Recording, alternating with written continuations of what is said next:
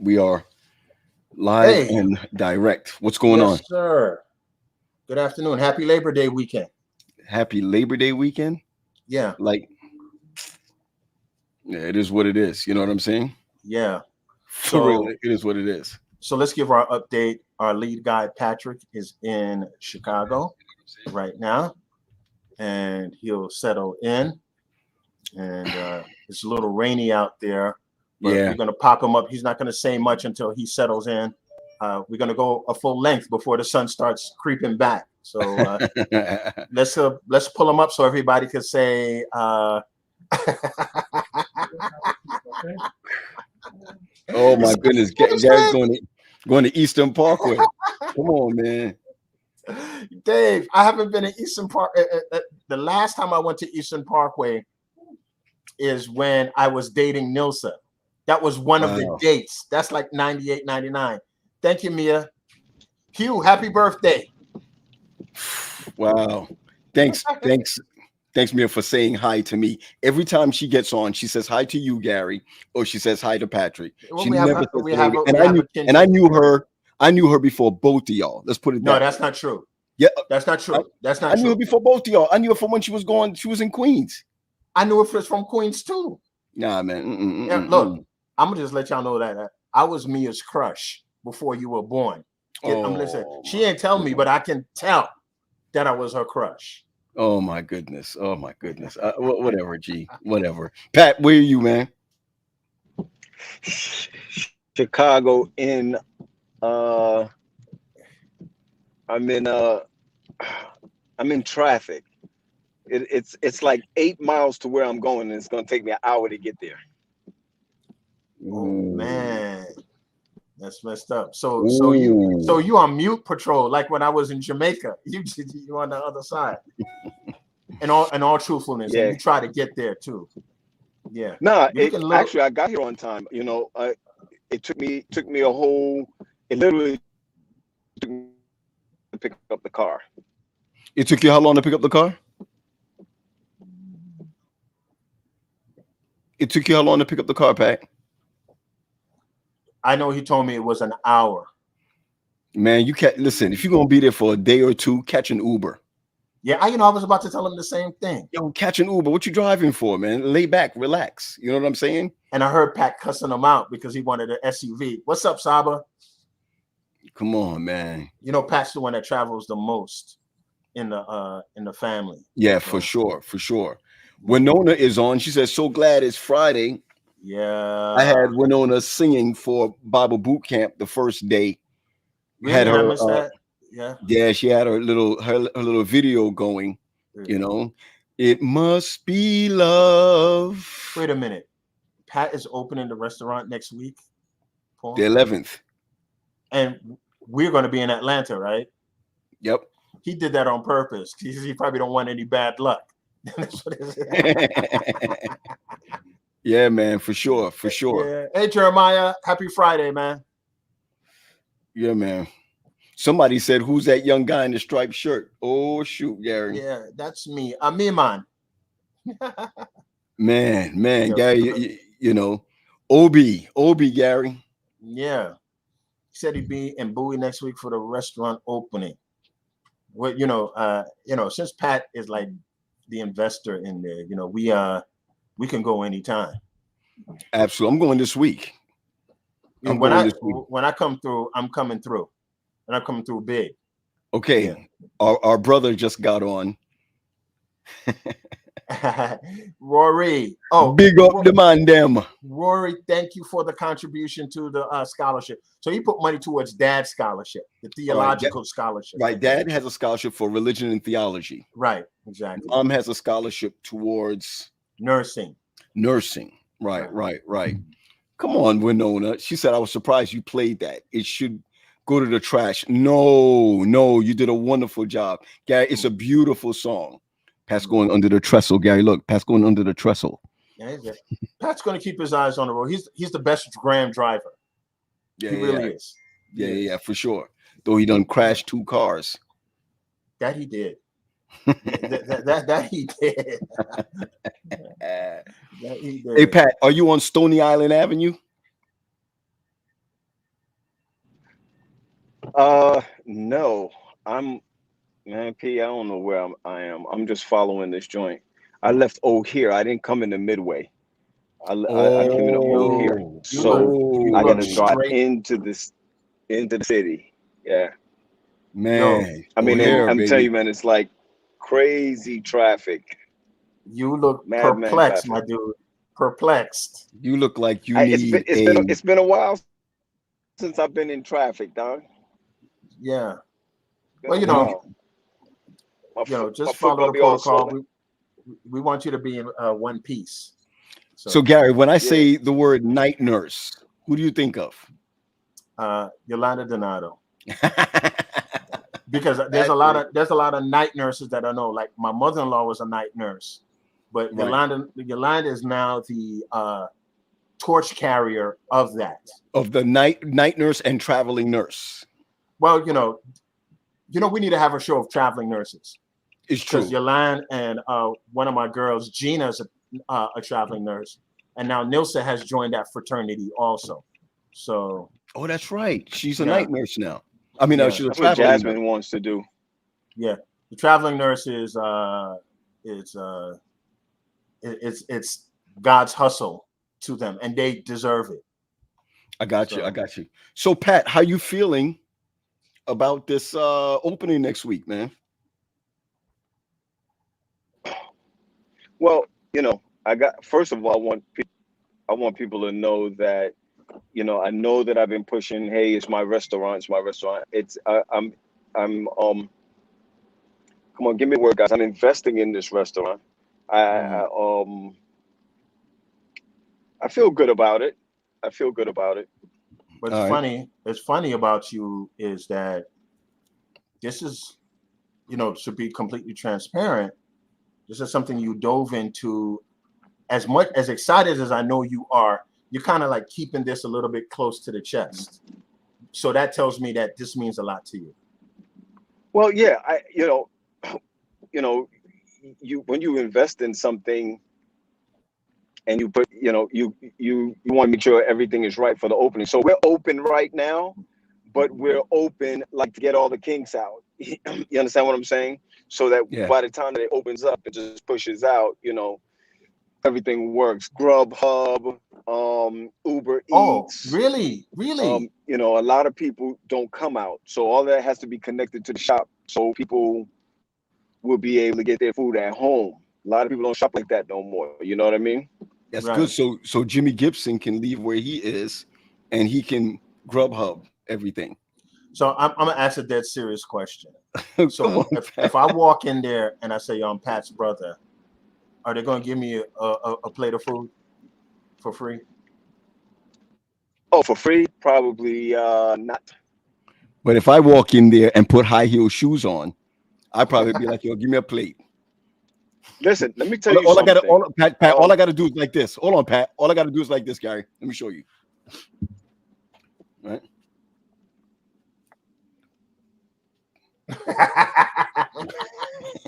Yo, that guy needs some beating right there.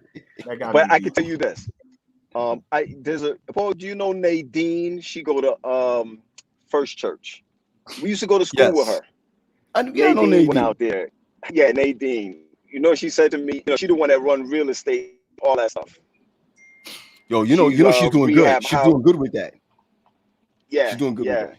She told me if I'm at the shop, I ain't gonna make no money, and she's right. Because if all my friends come up in there, I'm gonna be like, give it to them, give it to them, give it to them. And by the time you turn around, we ain't making no money. So I stay out of that side of it. I hear you. That's a good move because I'm very proud of you and very happy for you.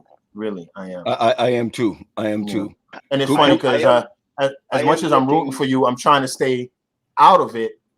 I know me and you've talked behind the scene, and I've seen you implement stuff, but this is very serious to all of us. So I'm very happy for you. Really, really happy for you. Yeah, I'm just hoping that you make enough so that I want another Tesla. Yeah, I want you to make enough You can get so I don't have to it. work at all. At all.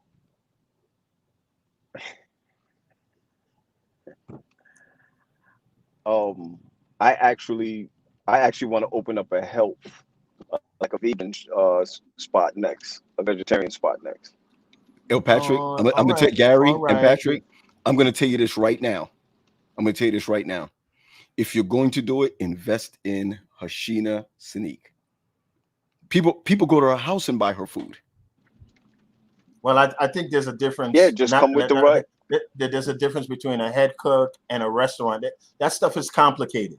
It Yeah, is. that stuff is complicated. Look, just do you. We're praying for you, and I'm in.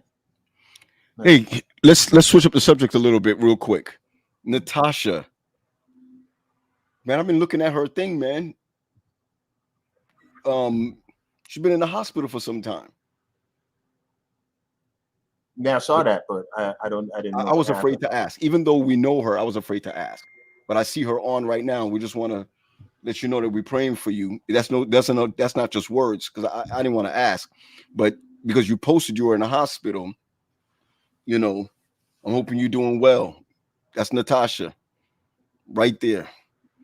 All You right, know, Tosh. We're sorry to hear that you are in the mix. Yeah, we're sorry to hear that. So, this morning, Peas, we got some unfortunate news, and we want to pivot because we had John and April coming on the show today, and so we kind of switched up some things. For those who do not know, our dear mentor, that's what I'm going to call him, Elder Newton Cleghorn, has passed on. And so we are very sorry to hear that he passed on in Jamaica. One of the caveats is his wife is also sick. And so Paul, Patrick, and I got together early this morning. And before everything, and once it was finalized, before everything got put together, we wanted to start making sure that we give tributes to Pastor Cleghorn.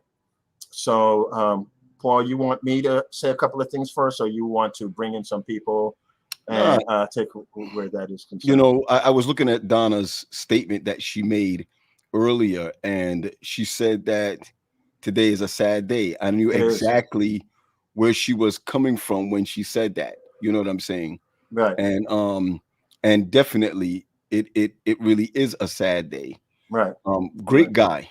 He's an awesome guy. He was an awesome guy. Yeah. And then to take on the youth directorship off of the heels of another great man, Baker. Yeah. You know, it says a lot. And to do the kind of job that he did behind Baker. Right. Absolutely awesome. And I think there was another youth director before him, between Baker and him. I think there was it Garnett, or Garnett was his associate? He was his associate, and then he became the youth director after that. But there was about 4 or 5 directors after Baker. Really, Paul? Because I know you know that. No. I'm sorry. There was about 4 or 5 directors after Cleghorn. I think there was 1 before Baker. Okay. So probably somebody in the chat that could tell us. Yeah, Donna, if you're there, Donna, who was the youth director? It was Anthony Medley. Right. You know, I don't want this to be his legacy, because Medley was there when we were in school, and then yes, you're right. Anthony Medley was that. Hey Vern, right. What's up? Big shout out, happy birthday, Vern. That's right. Medley was after Baker. That's there you right. Go. Good move. Right. Thanks. Our audiences are so smart. That's right. with that. Okay. So and again, he did a marvelous job, man. And Medley left there, and everybody don't know, but it was Medley that put together Queensboro Church. Yeah, kind of like what Medley is to Queensboro, Jules is to Kingsboro. That's right. So it was after Baker, it was Gordon. Right. And after Gordon was Medley. And then Cleghorn. Right. Okay. That's right. For those who remember, Cleghorn, that's when Parlay was in full swing in the late 90s. and I used to sell all my tickets there. And when it was Cleghorn who kind of helped facilitate the Youth Congress when we brought up artists for the concerts, and he gave me like my first big shot at the time. So big shout out to Cleghorn. Pat, you want to say anything, or are you in a good position to say anything, or you want to wait till you? Well, let's remember this before Pat comes in. Right. That means we had 2 youth directors that have passed. We have Gordon that have passed, and we have Gordon that passed. Gordon passed? Yes.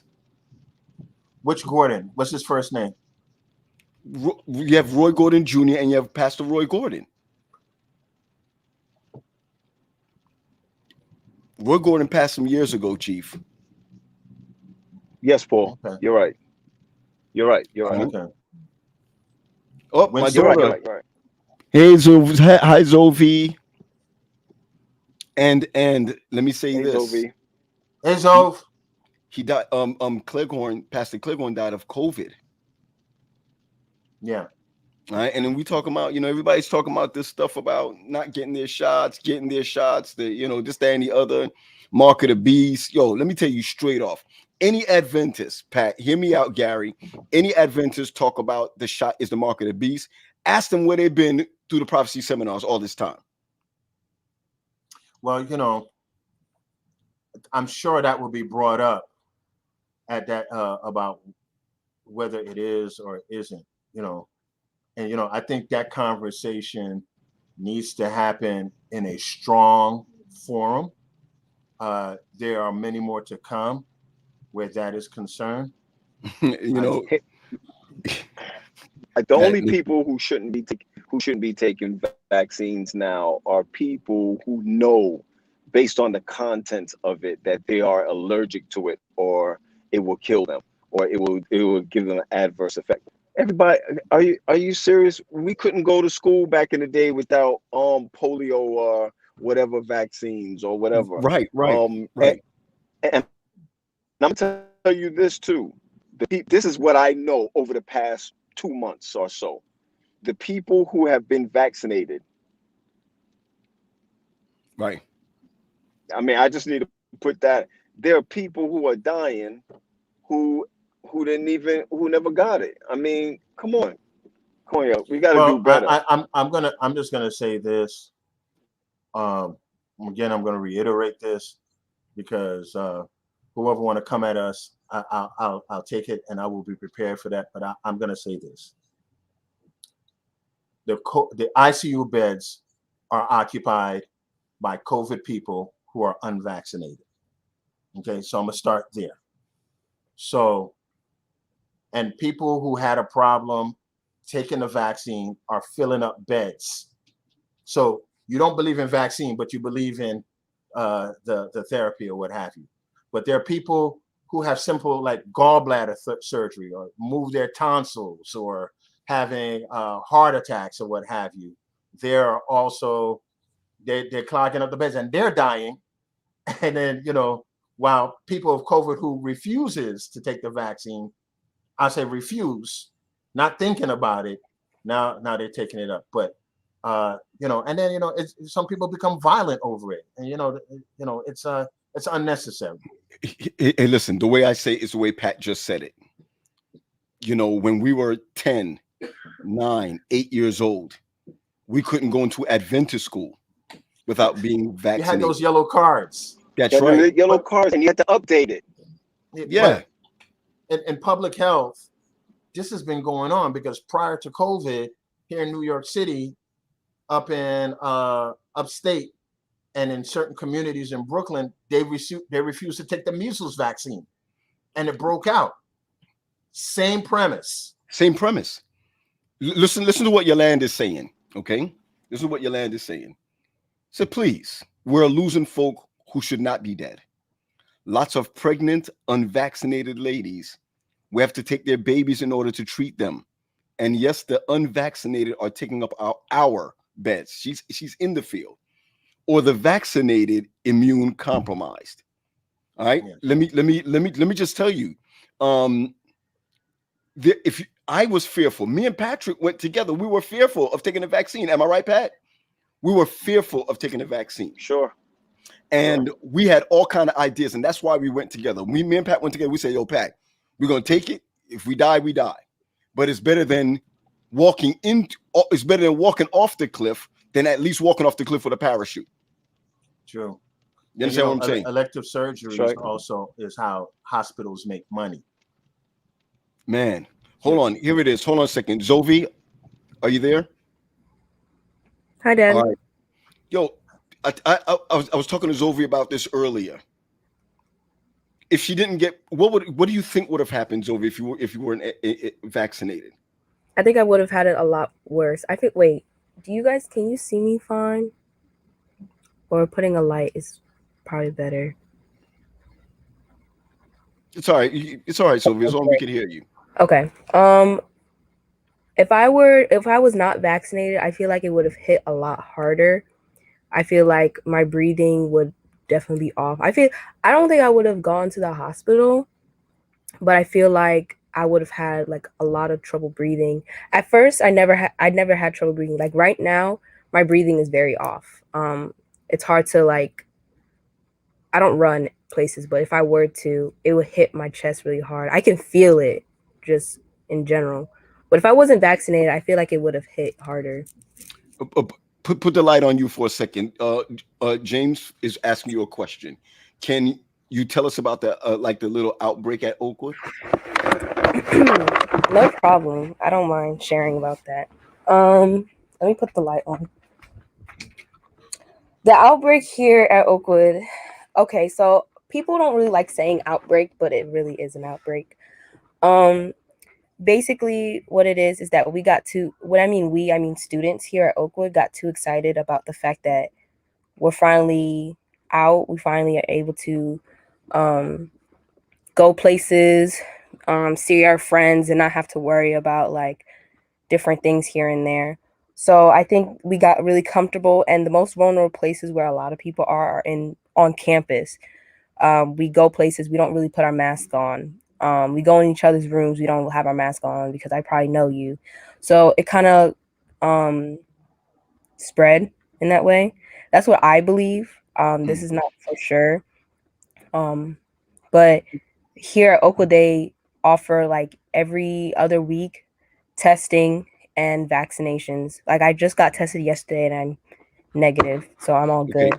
So do you feel like Oakwood is doing everything that they can to just make sure that everything needs to be? I'm asking your point of view, and I don't want to ask you in a way where administration you're gonna be like kicked around by administration. And I'm not telling you to be careful, but I'm just of your answer.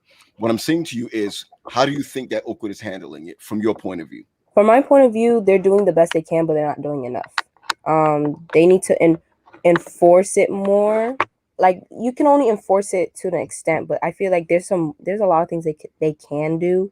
Like for instance, we have USM. They're trying to have events like movie nights, taco nights, different little events here and there. And there's times where people, like for instance, at taco night, you're not having a mask on because you're eating food. Most likely than not, it could spread that way.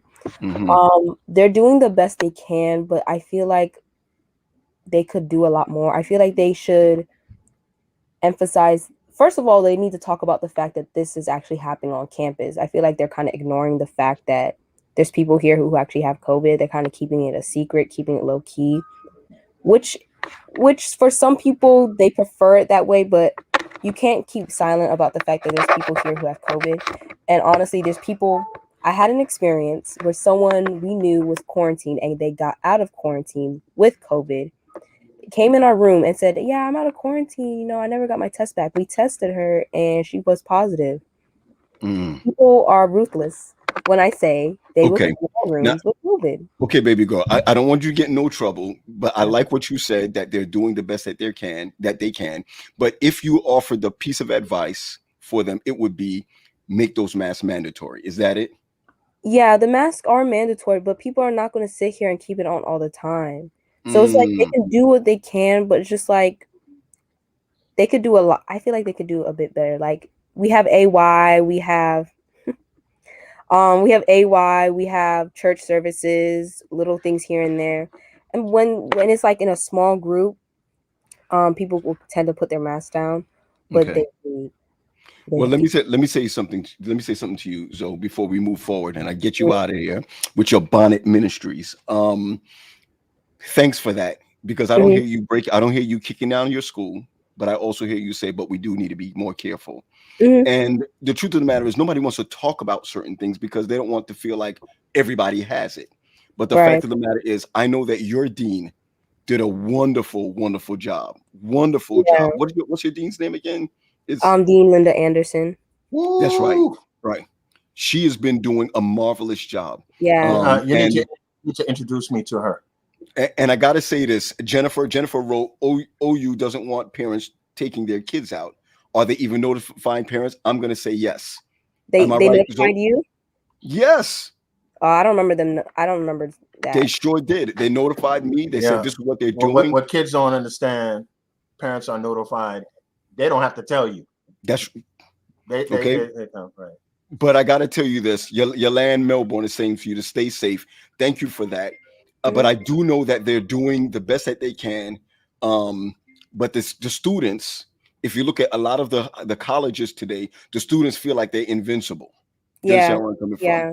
And so we do know that Dean Anderson is awesome. Philip is saying it. Dean Anderson is awesome. She is awesome. Shauna K. Denham. I don't know if you guys, if you remember her, but she used to be at Linden when you was a kid. Universal Shauna K, big Precautions. shout out. Big shout out to Shauna K. Denham.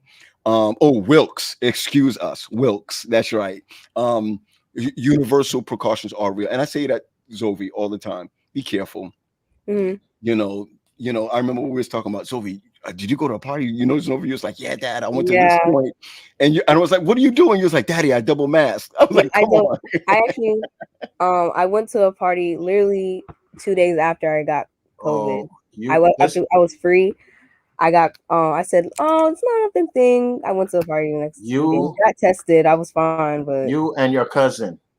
yeah, I talked to Please, Tony a couple of days ago. slow down. Both of y'all slow Y'all down. both need to slow down. Slow down. Please don't let us have to come down there unannounced.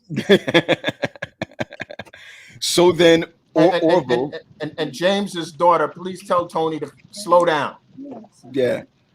So just do that. Now, Pastor Orville Brissett, that's our Owen and Orville. They're Brissett. I don't know if I could say it online, but Orville, am I allowed to say anything online? Because I saw that Owen made a comment, but these young people who have their vaccinations, they have mild cases. Yeah. They have mild cases. And so I just wanted you to be careful. We're not going to keep you on long. Just want to let you be careful. Be very careful. We love you, and take care of yourself. Okay. I will. You get. Oh, okay. All right, girl. Take care, baby girl. Bye, guys. All right. Bye. Bye. Yeah. So yeah, this thing is it's serious, very serious. So Orville, I talked to him this morning. We had a great talk this morning. Said that Kennedy has COVID. Do you hear me, Pat? So Kennedy has COVID. His daughter has COVID. Mild. I think Orville said it's mild. That her thing is mild. So, but we're praying for our young people out there because they're getting through it, but they have to also follow the precautions. They definitely gotta follow the precautions. And so we go back to our hurt, man. Our hurt. Phil Wesley, can you jump on? We just wanted to give a tribute to Newton Cleghorn. I had a great conversation with him. We were at the door. Yeah, you know what the door is? Yeah, the future the restaurant down in Queens, the West Indian Jamaican restaurant over in Queens, across the street from Rochdale Projects. Exactly. We were over there, man, and man, he was just a kind of guy that will just always lift you up, build you up, man. Always builds you up. So I just know that he's going to be greatly missed. Man, they're in mourning at NCU right now, Chief. Yeah, that guy has put a Hurton as the dean over there. He influenced a lot of young men, a lot of young men. So anything that you remember about Pastor Cleghorn, that's in your own way, Paul, that steps out. Yeah, for me is I like the way that he empowered everyone to work. Yeah. He was not the kind of guy that was like, I need to be on the mic, I need to be up front, I need to be so and so. He wasn't that guy. And I don't know if Pat remembers this. If Pat comes back on, Patrick was his tent master at one point. Yeah. I think it was his tent master at one point. So Marilyn said the Door is the best Jamaican restaurant. Could be. Man. Could be. Yeah. Could be. So we sat out there and we talked, and he was telling me, man, this is where I want to see you in a couple of years. This is, he was always just building up the crew. And I'm gonna tell you something. What's her name? But didn't he stop at Andrews first before going down to the old West Indies College, now that's Northern Caribbean University? No, sir. He left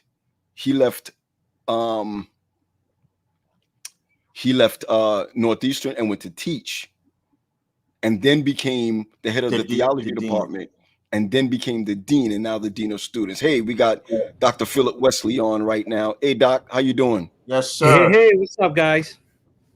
Man, hurts, man. Hurts, man.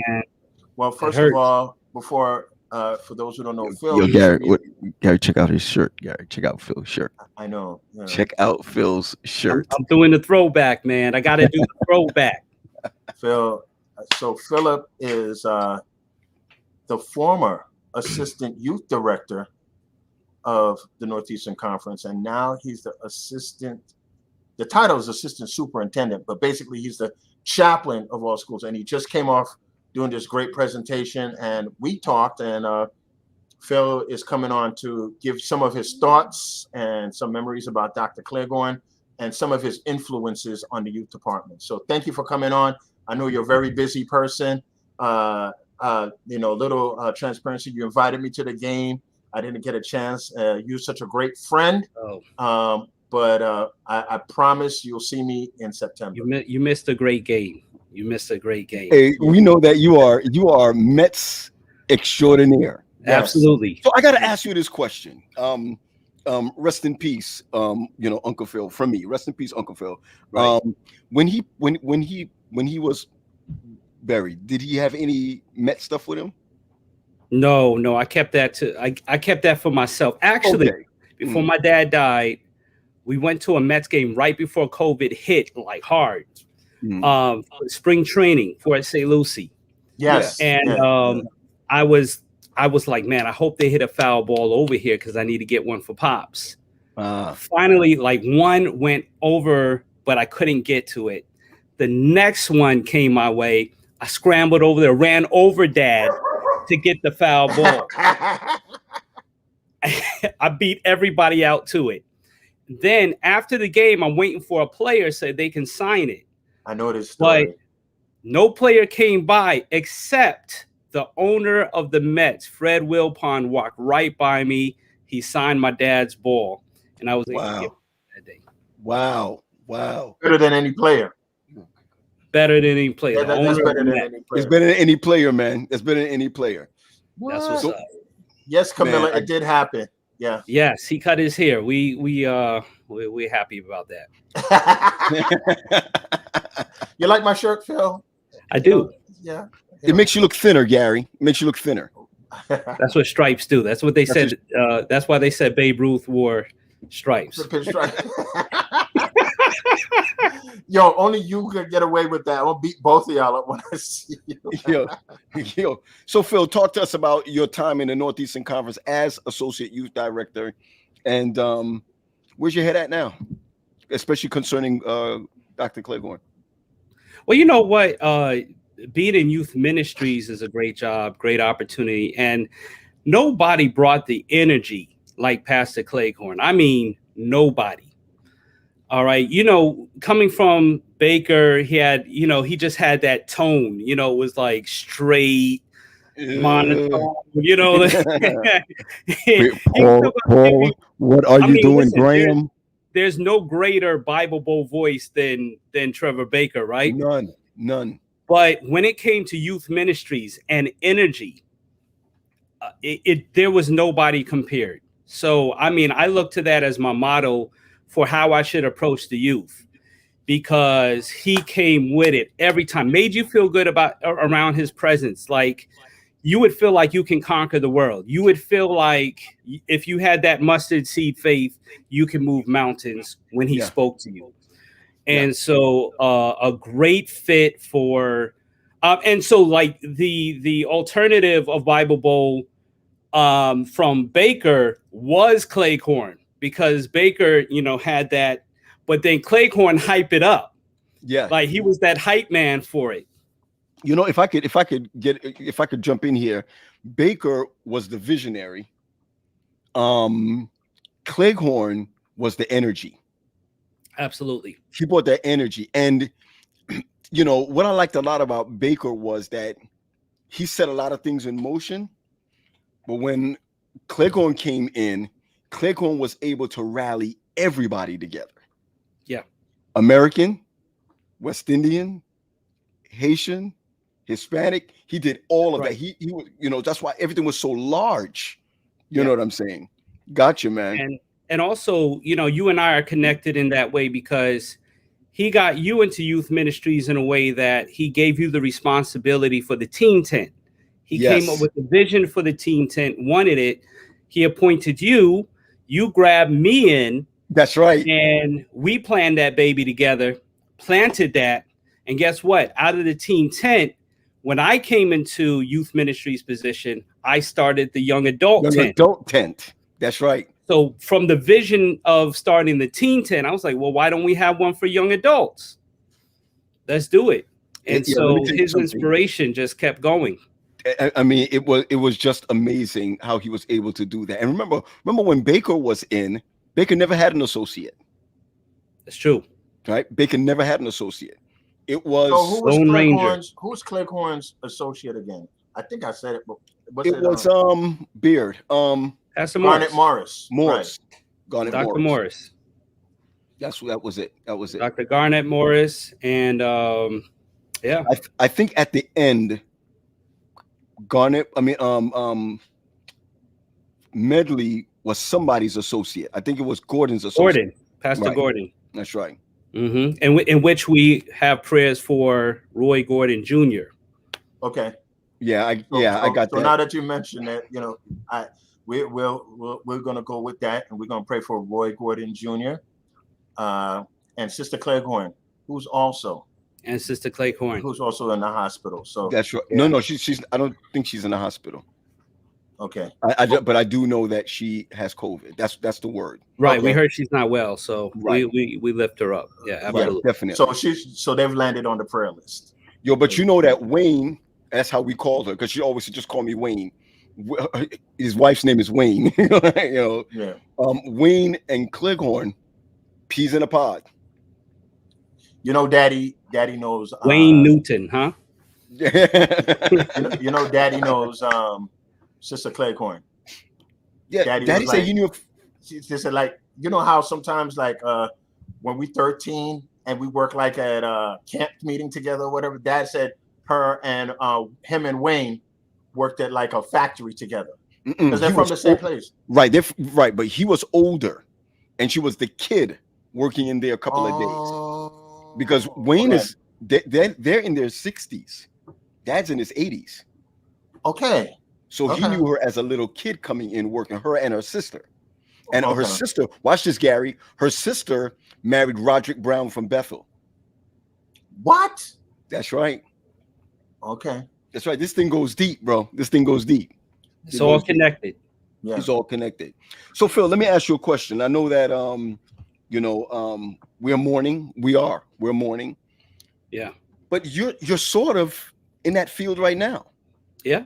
When you think about it, you started in that field. Your church is hundreds of people strong in different places, man. Yeah. That's a big undertaking. Do you know how many students you that's over you, right? I mean, that you're over right now. Not yet. I'll probably wait till after next week to get the get all of the stats. How many have enrolled? Right now, we're working on. We just had our colloquium. So yes, I saw that. I saw that. Great opportunity to just pour into the teachers, principals. I gave them some marketing ideas and how we can, bring an increase to our enrollment. Right. The department is working on a recruiter, marketer, director. So right now we're working on that. We are sending out the job description for somebody to work. We're looking also, maybe schools might need music teachers. So, this is a great time to see how you can get involved in building the school. If somebody wants to get in contact with you, are you okay with that? If they absolutely want to send their resume or volunteer, Gary, volunteer. Exactly. Volunteer, man. So yeah, we need a lot of volunteers. Absolutely. If we could put your email in the chat, and there's a lot of kids and a lot of people who are qualified that will want to volunteer and put their time into what's happening. So, and then maybe people have questions about our institutions, and they need some answers. Get in touch with us. Hey, listen, Shauna K writes something about her dad. She said her dad is from Duncan's Trelawney. Duncan's Trelawney, where Dr. Cleveland was born and raised. And he said that Dr. C was like that even as a child, the way we knew him as an adult, getting the people together. I believe that. I believe that. A lot of people don't know. He used to pastor, what's the church he used to pastor the church in, that used to be the old conference office upstairs. City Tab? He used to pastor City Tab. That's right. Yes, that's right. You're right about that, Pease. He used to pastor City Tab. Yes, and he pastored another small church down there before City Tab, where Gamar Alexander was at one point in the city. All right. New Hope. New Hope. I think he pastored New Hope. And listen, I think he pastored. He was one of the first cats. When everybody was going to Atlanta and Florida, he was like, skip that. I'm going to Jamaica.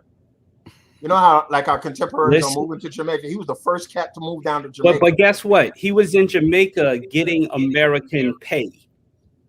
Oh, okay. Just drop it like that. Yo. So that's what I'm trying to do. That's what I'm trying to do. Everybody living like an oversized Bambi, right?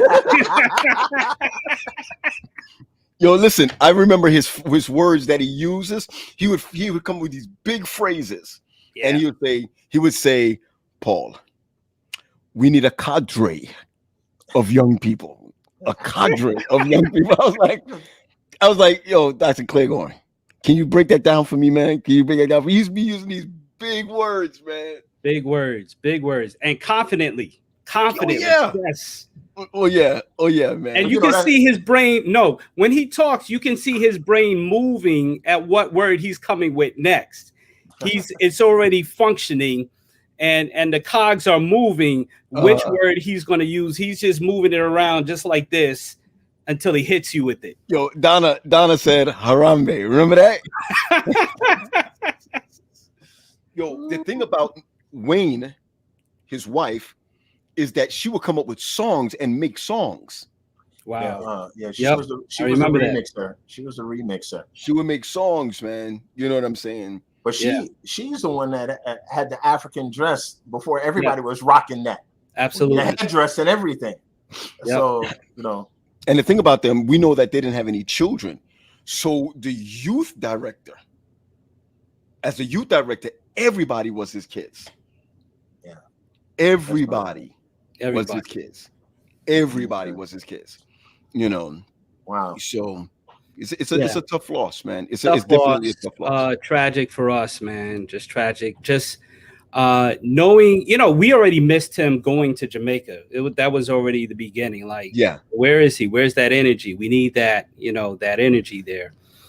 And there'll just be another. There will never be another Newton Cleghorn. He just was a man on his own. We're actually, and you're kind of involved in it. I'm so glad that we are the first to give him his tribute because, we lost the president of Allegheny East and his wife, and then there's so many things that comes into to this, and then Southeastern too.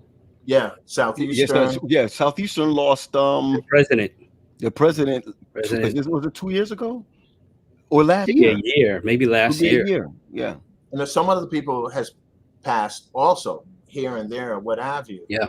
But we had to make sure we get a jump on it.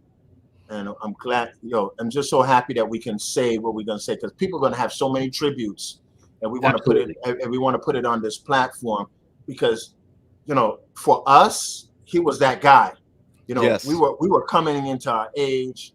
I was dating my wife at the time and all this kind of stuff, and he just gave a good advice. You could go to the conference office like, hey, let me get something. You got to remember, he was the youth director in the 90s. Right. And up until 2006. Yeah. So you're talking about a good, and them times, remember, Phil, them times you were in office only 3 years. That's right. Nice. So to get nominated 3. Then bounce to Jamaica. There was no term limits, man.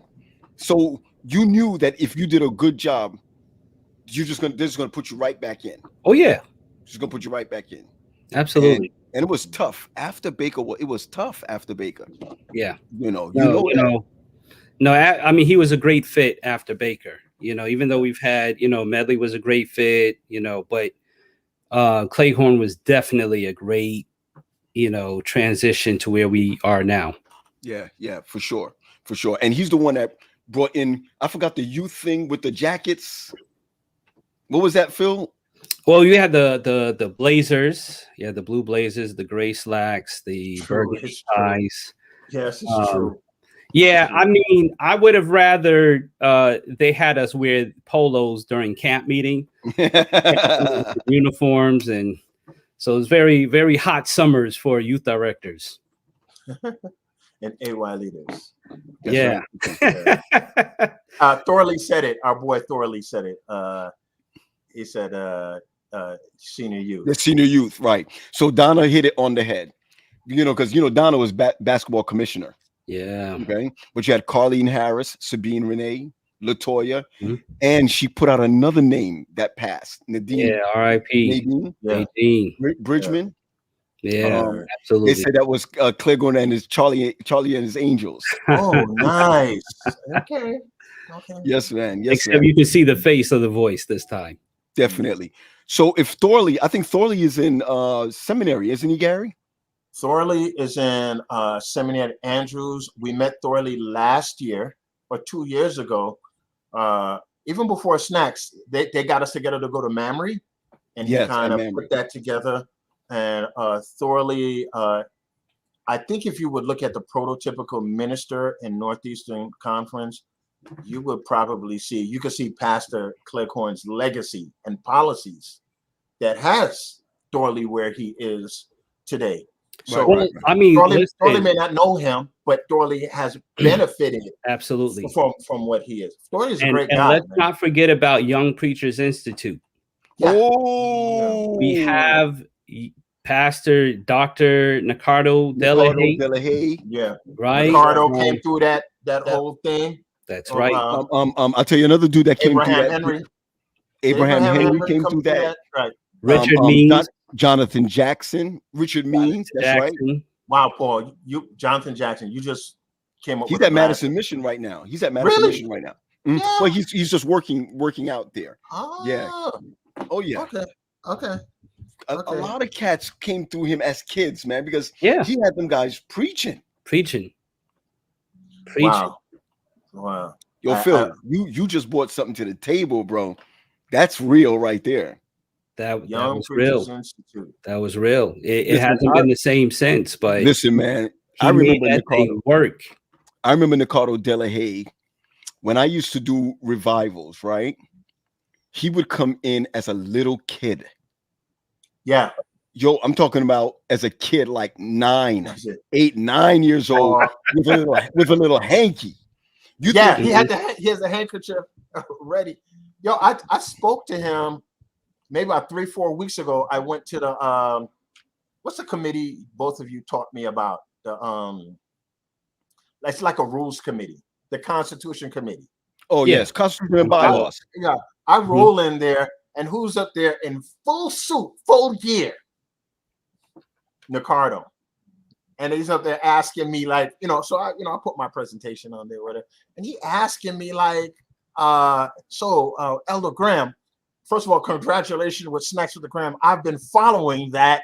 And I was like, you got this whole minister thing down pat. But I could tell you what I want from Ricardo. He could give me his child, because that child is the cutest thing in the world. Phil's child and Ricardo's child, they can come here. I can spoil them to death. Yo, Phil, your kid is cute. Yeah, your kid is cute as a button, man. Yeah. Phil got like that little dude. But Phil, I don't know who's cutie. But Phil be giving his kid a hard time. He's like, I'm not raising no. Yeah, but that's what we for. Once COVID is over, we're gonna spoil him. Don't worry about that. He's spoiled. The boy is spoiled. Trust me. He's spoiled. I make sure he get a little something from dad, but we're gonna draw the line somewhere. We're gonna draw the line. He's spoiled. He's spoiled kid. You don't worry about that. He's around all those girls. Wait till he gets to his uncles. Fire. Oh man, when he's around all his sisters, it's crazy. It is crazy. He's getting attention left and right. Yeah, the problem is when he hit that 13 years old. Yeah, we're gonna have that. We're gonna have that conversation. Uncle Paul, Uncle Gary. Oh my God! Something about boys when they find themselves. Now I don't want to say smell themselves. This is the difference between when they find themselves. It's like smelling themselves with confidence. Yeah. Shauna K's boy. You see Shauna K's boy too? Shauna K's boy is a cutie too. They all are. They're gonna run it. Yeah. It must be something in the milk, man. They're gonna be rolling together soon. I don't care how far they live apart. Soon they're gonna be. Just come to the what do you call the nursing home and feed me. That's all. Wow. Yo, I don't know what happened. I think that we went off. We all went off and came back. I'm not sure. No. Well, okay. All right, cool. It says my daughter just said we lost signal. I don't know what just happened here. Okay, let's check that out. Yeah, fly the plane through the storm. Man, ain't nobody can fly the plane like Patrick, okay? Yeah, but that's okay, man. Don't don't land it. When you come the music. Yeah, when you come down on Rosedale, Paul, just make sure you don't fly into the marsh. Land the plane at Kennedy over those lights. It's all good. It said the streaming is acting up. Oh no, I don't know if it's me. I don't know what's what. Oh yeah, we're glitching. Yeah. You might want to just come off like right there on the settings. Not on YouTube, or I don't know. Are you on two different platforms right now? I'm on just one. I'm on two. Yeah, I'm on one platform. You might have to come off and come back on. Just take it off and bring us right back on. Yo, Gary, who do you want to blame? You want to blame Pat just for the heck of it, or what? Blame the devil. That's easy. Blame Kanye. Donda. Blame Donda. Yo, blame the dude. So what would the pilot say? He said, put your seatbelts on. We're gonna go through some rough weather, and then as long as you don't see the pilot walk out or whatever, that's fine. Yeah, just reboot the. Oh no, it's back on. It's back on. Back on. You're back on. Okay. All right, just tell the people to keep their seatbelts on. Yo, listen, this is when you miss Patrick. You be like, yo, come on, man. Where'd Pat go? Pat's in Chicago. That's in Chicago, man. Okay. Yeah, by the way, congrats on the restaurant. I actually went by. Yeah. So you went.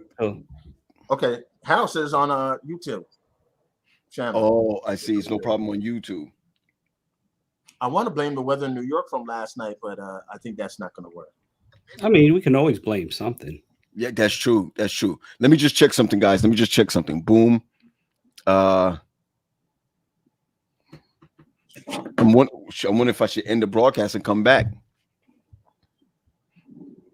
You know, I don't know what to do Yeah, it's without still that. glitching. Yeah, you probably have to wait a minute. Oh no, we're back on. Can y'all see? Can y'all tell us if we're back on, everybody? Yes or no? Just put it in the chat. Yes, yes, yes. This is the first time this has happened. Yep, we're on. Yeah, we're good. We're good. I just heard you, Phil. Okay. All right. Okay, cool. All right. So I left off talking about Shauna K's boy. Right. Shauna K's boy Yeah. is cute as a button. Cute as a button. You know what I'm saying? And I was saying something in the milk. It's got to be something in the milk. What is it, Phil? Why are you smiling, Phil? Ooh, something. It's something in the milk. Them kids are cute. So you did a good job, Phil. You did a good job. Appreciate that, man. Appreciate that. Yeah, man. Boys are different. Yeah. For sure. Boys are different. But you know. So let me ask you, man. You think a lot of people are going to be making that trip to Jamaica for a funeral? I would love it. But it's bad in Jamaica. I got a call from somebody that said that they got patients on the floor and they're running out of oxygen. So they're picking people who they're giving oxygen to or taking away oxygen from people. Right. Wow, that's crazy. And you know, I'll say this, traveling to Jamaica, you know, I went to the resort though. They were practicing some great protocols as far as the resort was concerned, but I don't know outside what was happening. But they were doing a great job on just keeping everybody sanitized, keeping the mask on, all of that. You know, it's people are just getting, you know, I get what people are saying about natural remedies and we can conquer this, but you can't even get people to wear their mask. Like, forget natural remedy. You can't even get people to keep on a mask.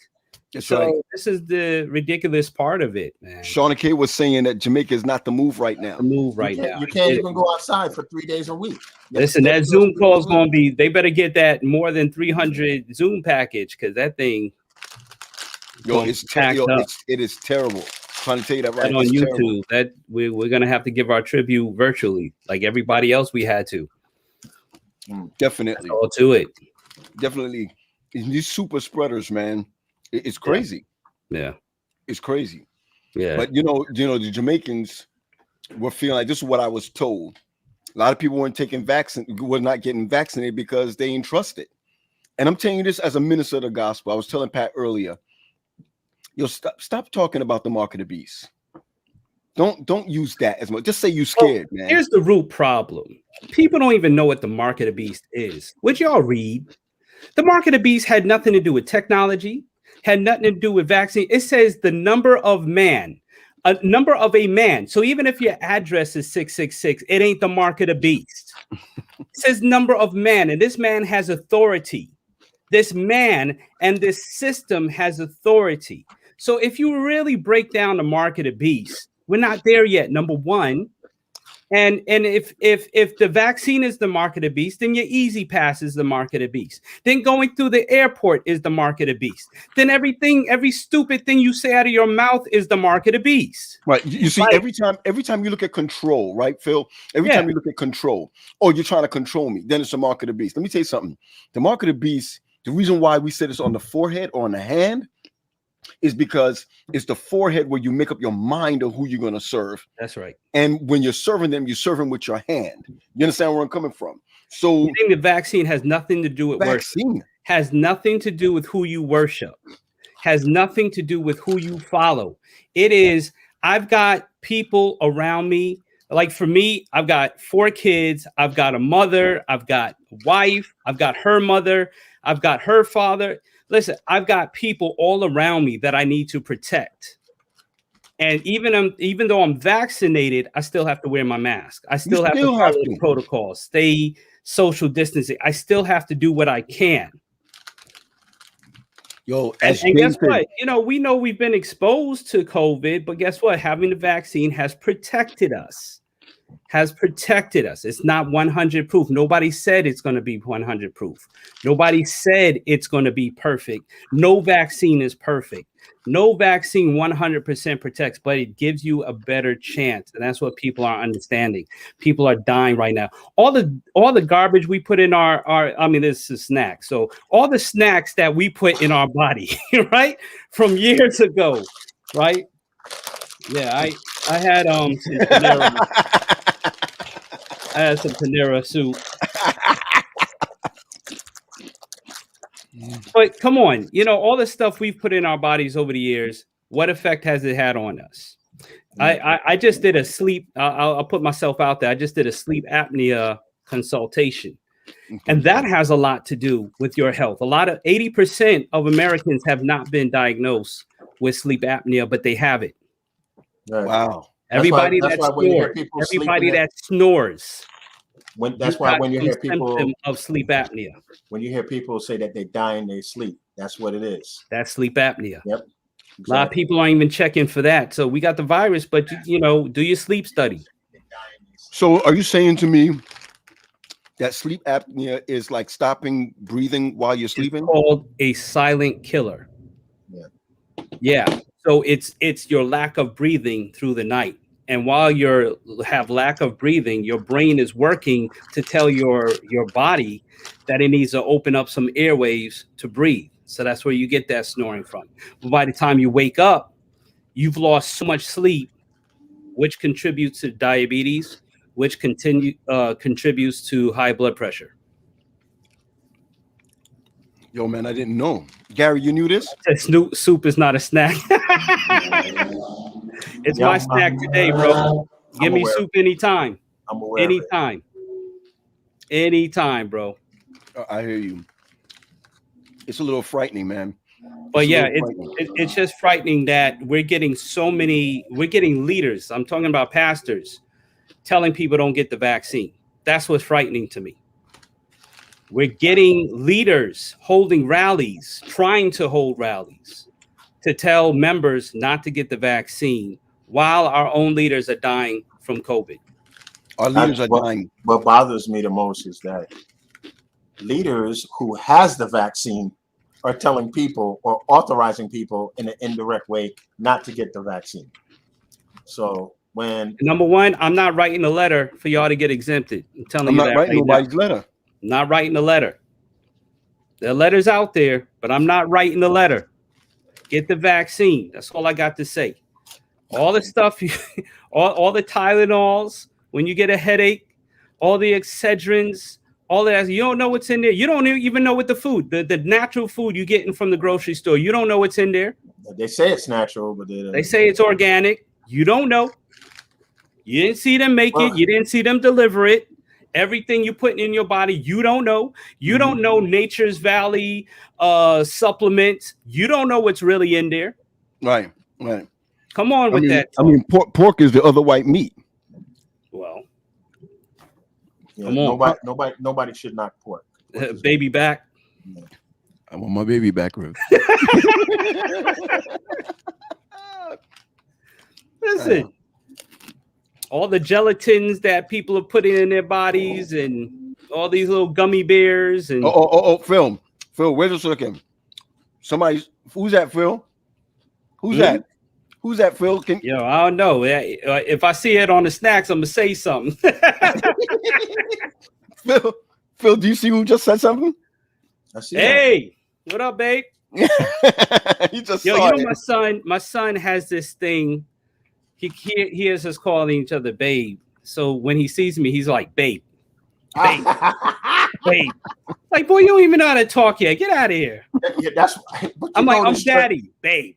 You have to call each other daddy and mommy. You have to call each other daddy and mommy. That's the first trick that I learned. So in order for my son to call me daddy, my wife called me daddy. And then, daddy triggers me. I'm still trying to work it. She just, they just refuse to say big daddy. I should have just left it with daddy. Hey, Phil, my kids call me daddy. Right? I want to ask you a question. Because what they hear in the evening times. What would you rather be called? I had this conversation with You somebody. got to model it. You got to model it.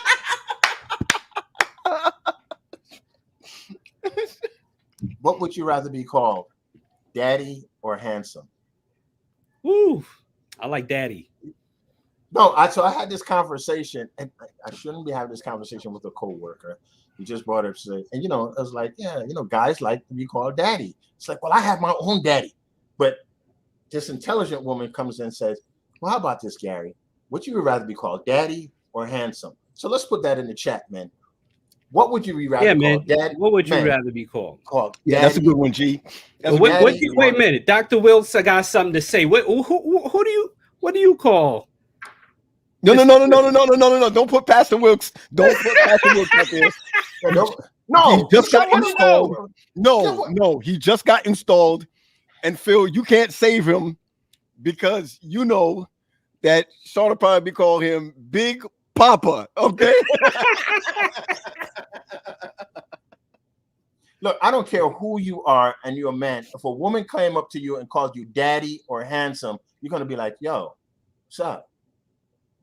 You're listening. I'm just letting you know. You're listening. Look at Sean said, listen, we just got in, okay? We just made it in.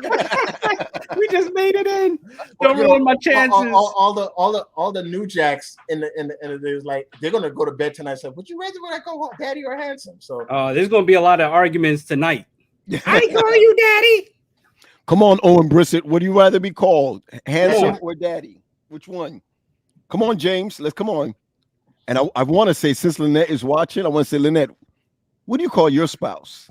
Oh boy. Don't ask her that.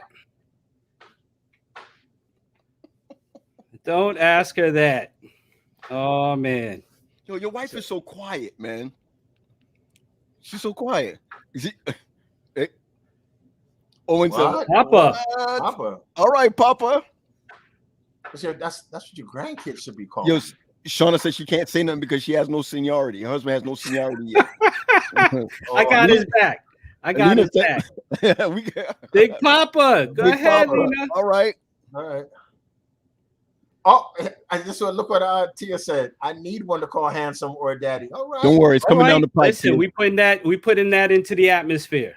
Okay. Wait. Advent mingles. Wait. Lynette said it's babe. You're not going to be called handsome. You're not going to be called. I'm working on that. I still have some more years to go. Okay. Yeah, that's all right. My wife just called me Gary. Wait, isn't Tia in she's in St. Thomas, isn't she? I think she's in St. I don't know who that is though. Oh man. She's in St. Thomas. I was supposed to visit there. I need to get there. She says she's single, so anybody who wants to be by the water, by clear water, or whatever, somebody better send. Come on, put the app in the chat, Pat. T, how do you say your name? Is it Tia or T? Which one? Spell it out. Spell it out, Tia. Put the Advent Mingle. Well, I didn't launch it. Hey, listen. Here's the funny thing. I didn't launch it yet, but you can get it on Google, right? And the reason why I didn't launch it because it's not on iOS yet, but you can get it on Google, or you can go to the website on AdventMingle.com. I'm gonna put it in there. Advent Mingle. Okay, all those who has Google, they can get it from there. Advent Mingle, and you can go online to adventmingle.com. That's what's up. Listen, promote that. So I think we got to split between daddy and handsome. So is that what we got? I think so. Oh, it's Tamisha. T's name is Tamisha. Sorry, okay. Tamisha. And are you in? And T, are you in?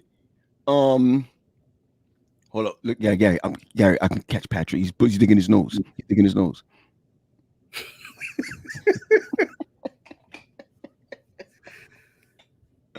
Oh, that's it.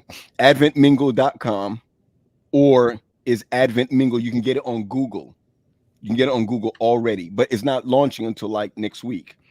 It's not launching until next week. Gary, Yolanda said, "Oh, it's time for single lady announcements." I had no idea. Hey, listen, put it in the chat. You never know what's going to happen. Oh my goodness, Pat, you are on, so don't do nothing crazy. Yeah, whatever you were about to pull out of that suitcase. Okay, look, her name is Tamisha. You got to go. If you want to go to St. Thomas, gotta text her. Gotta text her. All right, here we go. So Phil. Yeah, I'm here. So you call Babe. That's good, man. That's good. I hear you. I hear you, bro. That's it. I hear you. I put in my application for Big Daddy, but I'm still working on that. Still working on it. No problem. No problem. Joe, so I got a question for you, Gary. Yeah. Or Phil, were you watch this, were you at work or were you at home when the storm hit New York? Oh, I was finishing we finished the colloquium, and by the time the storm hit, I was still in Queens, but it was light. Right. I don't want to put your business out there. I just asked you. I asked you if you were at work or were you at home? I was in transition. Yo, let me tell you what I did. And Gary said, yo, I like the train. So I got miles and miles and miles on the train. Wow. So anytime we do. Go ahead and get on there. You know what I'm saying? But I gave you some miles the other week. Appreciate you driving to Florida with me. Yeah, I appreciate you, man. I appreciate you. That was a nice trip, Phil. That was cool, man. It was a good trip, man. Sometimes we men need to just take a trip. Well, we should have took a detour somewhere, but we're pastors. But no, it's not that we're pastors. We were being timed by our wives. Like, okay, they left this time. So they should be there by this. So my wife got me on this. Well, my daughter really got me on this thing called Life. Yeah. So Wendy was like, "Oh, so you're going 75 miles per hour in South Carolina?" I was like, "Wow." To our defense, the speed limit is 70. That's right. But we got down there in record time, man. We was doing it. We did good. We was doing it was nice to drive through night because 95 could be very boring at day. Yeah. So it's nice to. And we left. What time we left? Like 9. 9. We left like 9 and got there like 10. 10. Yeah. It was good. It was good. So Gary, I got a question for you. Don't lie, okay, Gary? Yes, Owen. Life 360. I got it. Okay, you ready, Gary? Are you allowed to leave your phone unchecked for your wife to see it? My wife don't check my phone. Gary, I didn't. Do you leave your phone for your wife to see it? Would you have a problem if you picked it up and went through it? No. Okay. All right. Phil, there's nothing to hide. I didn't ask you to comment on it, Gary. I didn't ask you to comment on it. No, I have no problem with Nilsa picking up my phone. It's left around all the time. Yeah. Phil, yours is left around all the time. All the time. I don't even have a code on my phone. Wow, that's deep, G. That's deep. I have a code. You have a code, Phil? I have a code. But that's why you're not Big Daddy. That's why you're not Big Daddy. Phil, does your wife have a code on her phone? Absolutely. Oh. Yo, let me tell you something. Lynette look like she'll kill somebody. You hear me, bro? What's that? Lynette look like she'll kill somebody. Oh, listen, remember I told you sleep apnea is the silent killer? Yeah. Okay. It's her. Oh my goodness. Gary, somebody said you used to have a flip phone. Yo, that was my first cell phone. I'm telling you. Shoot. That was it. So Phil, I got another question for you and Gary. Well, not Gary, but Phil. Phil, does your wife know your code? No. Okay. No. Let me. Not that I know. Oh, nothing. I mean, you know what I'm saying? You know what I'm saying? Not that I know. Yo, not only does my wife know my code, my kids know my code. Yeah. Yeah, wow. My kids know my code for my laptop. My kids know my code. Yep. The whole nine. So, oh yeah, very accessible. But for me, I need accountability. But Gary is the assigned. You know, if anything happens to me, everything goes to Gary. Now you need to keep that. So if y'all was driving to Florida and y'all flipped over in South Carolina, right, and y'all heard your dying breath, come now. This is my location. No. I'll be outside. Listen. You know, Gary, I gotta go right I be telling Patrick, draw number 2. This is the code. That's it. All right, that's it. That's right. Look at Gary. Shauna said that I'm projecting. Come on, these counselors. Gary, what do you call these? Paul, you're projecting. Leave the men alone. Counselors watching this thing. Shauna K is on a higher pay scale than I am. I'm just here trying to get that money for retirement. So if I can't handle it, I was like, you have a great doctor. And she said it with phone recognition. Face recognition. With face recognition, yeah. Gary, let me show you. All you gotta do is open your eyes. Lynette was trying to go through Phil's phone, and she didn't know she had to do like this.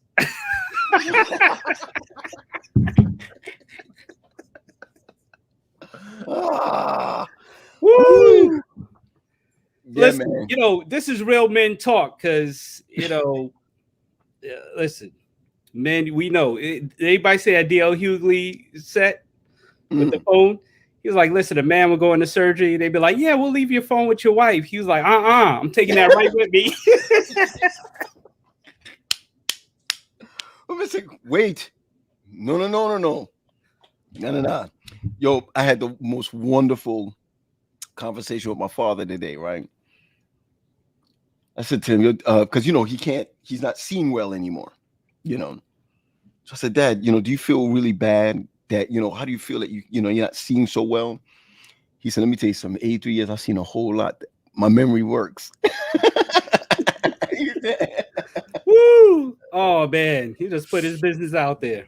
Yeah, I mean, that's how it is. I'm 83, man. I've seen a lot. Seen it all. Patrick, are you alive? Yeah, can you hear me? Yeah, yes, we can hear you. Good. Everything is good. I'm good. So what's up, Phil? Pat, hold on, Patrick. Pat, you can't get in unless you answer these questions. Number 1, does your wife know your code to your phone?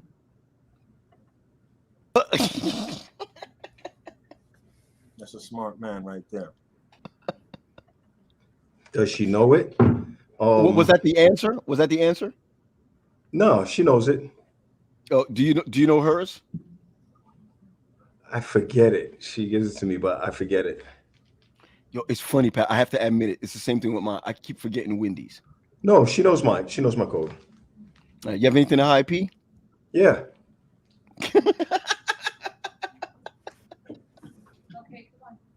I just, I mean, what do you?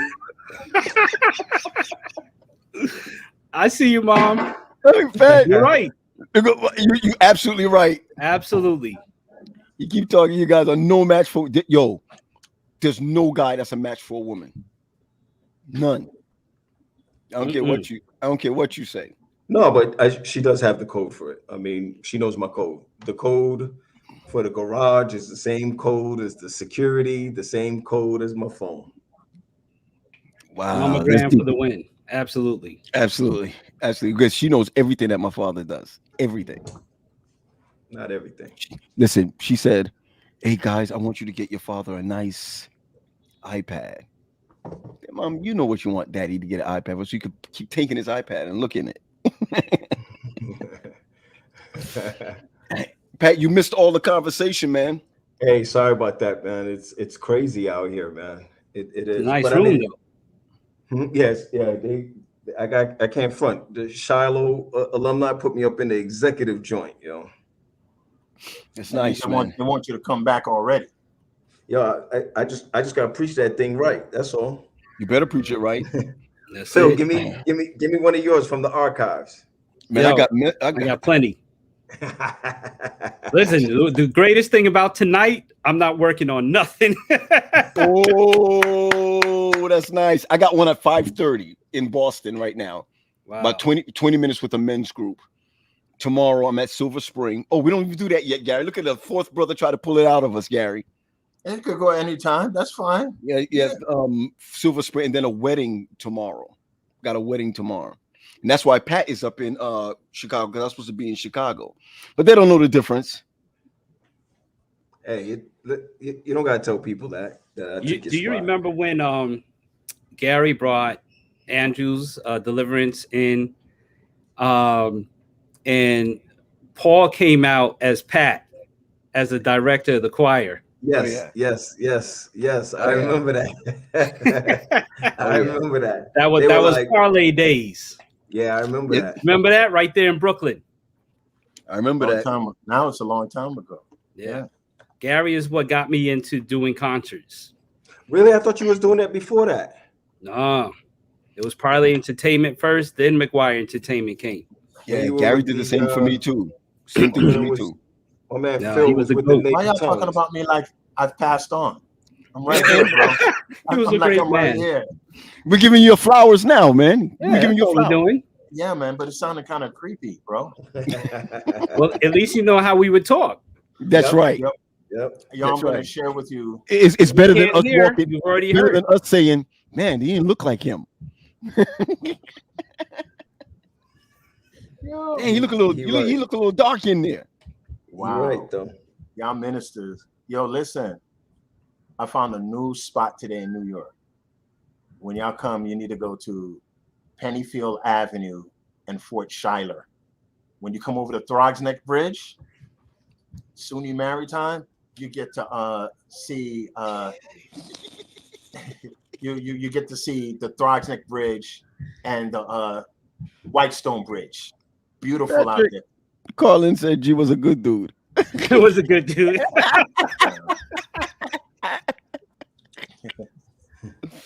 I'm trying to extend your lives and tell you what's the most beautiful place I've been to in the last couple of years. Go ahead. What is it? What is it? Because I've been walking and stuff like that, like you, Pat, and Phil and Paul, trying to get our health on and whatever. It's just a nice place other than Central Park and Van Cortlandt Park or Orchard Beach is right here. The Bronx is a beautiful place. So it's like I know it is. SUNY Maritime. We're gonna hit that up, man. You know that. Yo, Phil, there's a nice spot out here I found last week. 20 miles from here, Alexandria. I don't know if you've been there before, but Alexandria got like this spot, Old Town Alexandria, with the spot by the water. I had no idea. Yes. You ever been there before? Yes. Yo, beautiful, man. You got an Airbnb right off the water right there. It was nice. Alexandria has some nice spots. Yeah, it is. Alexandria is nice. Annapolis is my spot. Yes, Annapolis. Love Annapolis. Yep. Annapolis is nice. I go down by the Navy joint and just walk around. Have you gone on that little boat tour? They take it's not that expensive. Take that little tour around. There's a chicken and waffle spot there. Yes, I know that. Yep. And they got a hot dog spot like it feels like Manhattan out there. So, nice. Yep. Nice. Man, that ain't so bad, man. That ain't so bad. There's so many things to do around it. But Gary, we'll take you up on your offer when COVID calmed down in New York, okay? That's okay. I'd be more than happy to bring you to my new spot. What offer? What are you talking about? COVID. No. You got new scenery. Got a new scenery. I'll send it to you in the I'll post it. That's cool. I'll post it. That's not a problem. I got you. So G, man, I heard that people died in their basements, bro. People died in their cars, bro. In the cars. In their cars. They're not going to tell you that. Why cats trying to drive through that mess though? Nobody here knows the meaning of flash floods because we're not used to that here. I mean, we're getting it on our phones through the drive. So 45 people dying. You got more people dying in New York than dying in Louisiana? Yeah. Come on, man. That's ridiculous. New York was totally caught off guard. On the Hutch, that's flooded out. The Deegan flooded out. What? You remember when we were back in the day, it was like you go run to the train station Trains flooded out. Flooded out. It's a new normal here since Sandy. No, it's just time that people take warning seriously. Yeah, come on, man. Please take storms, take COVID, take everything seriously. Like, you know, I mean, I was blessed to get where I got by the grace of God, that I wasn't in that neighborhood. I kind of beat the storm, but it's crazy out there. Oh, damn, Pat. Yo, Pat, you drunk? Pat's drunk. I mean, Yo, Pat, you punch drunk, Pat?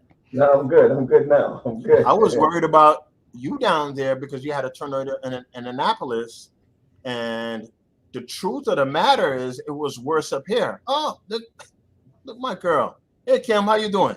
She been on. But I didn't see her post. So yeah, she's correct. Not prepared. Not prepared. Check out Marlene Bennett. She's trying to preach the signs are written clearly. Signs of the times are everywhere. For God's sake. That's straight Jamaican right there. It's true though. It's true. It definitely is true. Absolutely. And things are happening in succession. Hey. It's true. When you ever see us have that kind of flood, all that tornado in Maryland, tornado in New York. But there are tornadoes here. There were 2 tornadoes here. That's what I'm saying. You know, some type of things. Yeah, So that's my something ceiling. you don't hear about a lot. I lost my ceiling, but I'm gonna tell you, I'd rather lose a ceiling than have a flooded basement. That I'm gonna tell you. Nah, That's a thought, Gary. I don't know about that, G. Well, I don't want to. I mean, You didn't lose a ceiling, Gary. You didn't lose a ceiling. I did. I lost a part of the roof. Not the roof. The ceiling on the second floor. Right. Oh, that's fine. You're right. Then yeah, you're right about that. So tomorrow or today, I'm going up on the roof and survey. I think I had leaves in the gutter. That's what stopped it up. You mean? Right. And then it came down and settled on the second floor, and it opened up the second floor. But you know, a lot of roofs are being exposed these days because a lot of people are not taking care of their roofs. You know what I'm saying? Like, yeah, you don't think about it. You don't think about it. But we don't think about that in New York, honestly. But think about it. Every winter, you're getting a heavy load of snow and liquid on your roof. Right, and every it settles. so often, a roof needs to be done over in New York. Same is happening with our churches. We can't get real repairs done because we have to keep repairing the roof. But the problem with our churches is we're not taking care of the layers of issues that we constantly have. That's it. And we always get caught off guard. And it's ridiculous. The amount of churches that have to keep working on things they should have done 10 years ago, they have to be working on right now. It is ridiculous how many churches have to keep going back and back and back when they should be ongoing projects in the church and fixing layers. So when the next pastor comes, okay, that layer is done. He comes and fixes that. But you know what, Phil? I'll tell you what I got more of a problem with. You're talking about the next pastor to come, right? My thing is they should do better than that because it's their church. It ain't the pastor's church. You're right. You want to be taking care of your own church, right? I'm telling you. And that's what we do. We do patchwork until you know it's done. Yeah, but you wouldn't do that with your. See, the thing is, you wouldn't do that with your house. Well, that's also too. When my ceiling went, I talked to some people, and they were like, "Oh, check your insurance." Like the insurance has to deem what kind of storm was it yesterday, and the insurance company gets together. First of all, is it worth going to your insurance and for your premium to go up? That's the first thing. It doesn't have to go up though. That's the key. It doesn't have to go because I'm gonna tell you now. A storm came through. How many storms have been in Bowie, Maryland? Right? We went and we got a claim. The people wanted to fix it. Watch this, yo. For 18 grand, they wanted to fix it. The insurance company said, we're only gonna pay 11. All right, that means I gotta come out of my pocket. So you know what I did? I told the people who charged me 18 grand, hit the road, Jack. I picked up another company that's going to do it for 9. I walk away with 2. Right. But still, Pat, here, flood insurance is different than home insurance. It is. It is different. Everywhere it's like that. Right. Even, so that's even for the churches, that's the first like thing. And then when Superstorm Sandy came in, people had to determine if it was a tornado or a superstorm or a regular storm. So, you know, those insurance company lines were like full today. It was just packed out today. Because how many people in a basement apartment that we know has converted their garage to a basement apartment and it flooded out and it was like, well, this is not supposed to be a basement apartment. Right. This is supposed to be a garage. Right. You're That's right. right. We're getting exposed right now. Look at James' point of order. Coretta said their insurance reached out to her. So New York City is tripping. So that's I got a lot of calls from everybody yesterday. I want to thank y'all because we're still here in New York City, but New York City now is like the rest of the country. How can you imagine that Ida hits the banks of Louisiana, and I'm worried about my son in Alabama because bad weather turns into tornadoes, and we're up here just chilling, and it would not stop. It just kept on coming. It just kept on coming. So there was the other night in Maryland. I don't know if y'all caught it, Paul. If you caught it, I called Paul at 4 a.m. like, yo, Jesus is coming. Yo, it was terrible. Spencer came into the room, was like, what's going on? I went down, and what's funny is I went down to the basement to see if I was sure that there was water down there. I went down there. There was no problem. I said, okay, listen, let's try to get through these swaying trees. Yeah.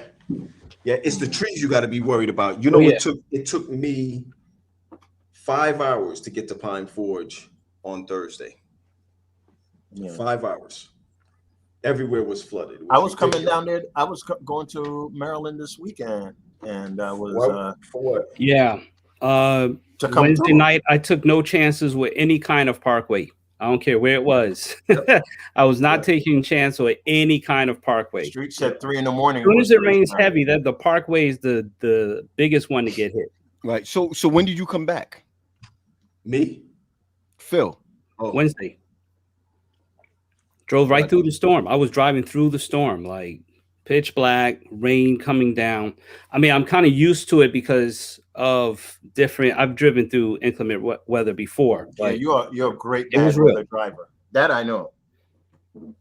Yeah, snow. I've had storms. What a lot of people don't know is just stay in your lane, stay at your pace. Stay at your pace. Everybody's trying to pass me. I'm like, go ahead.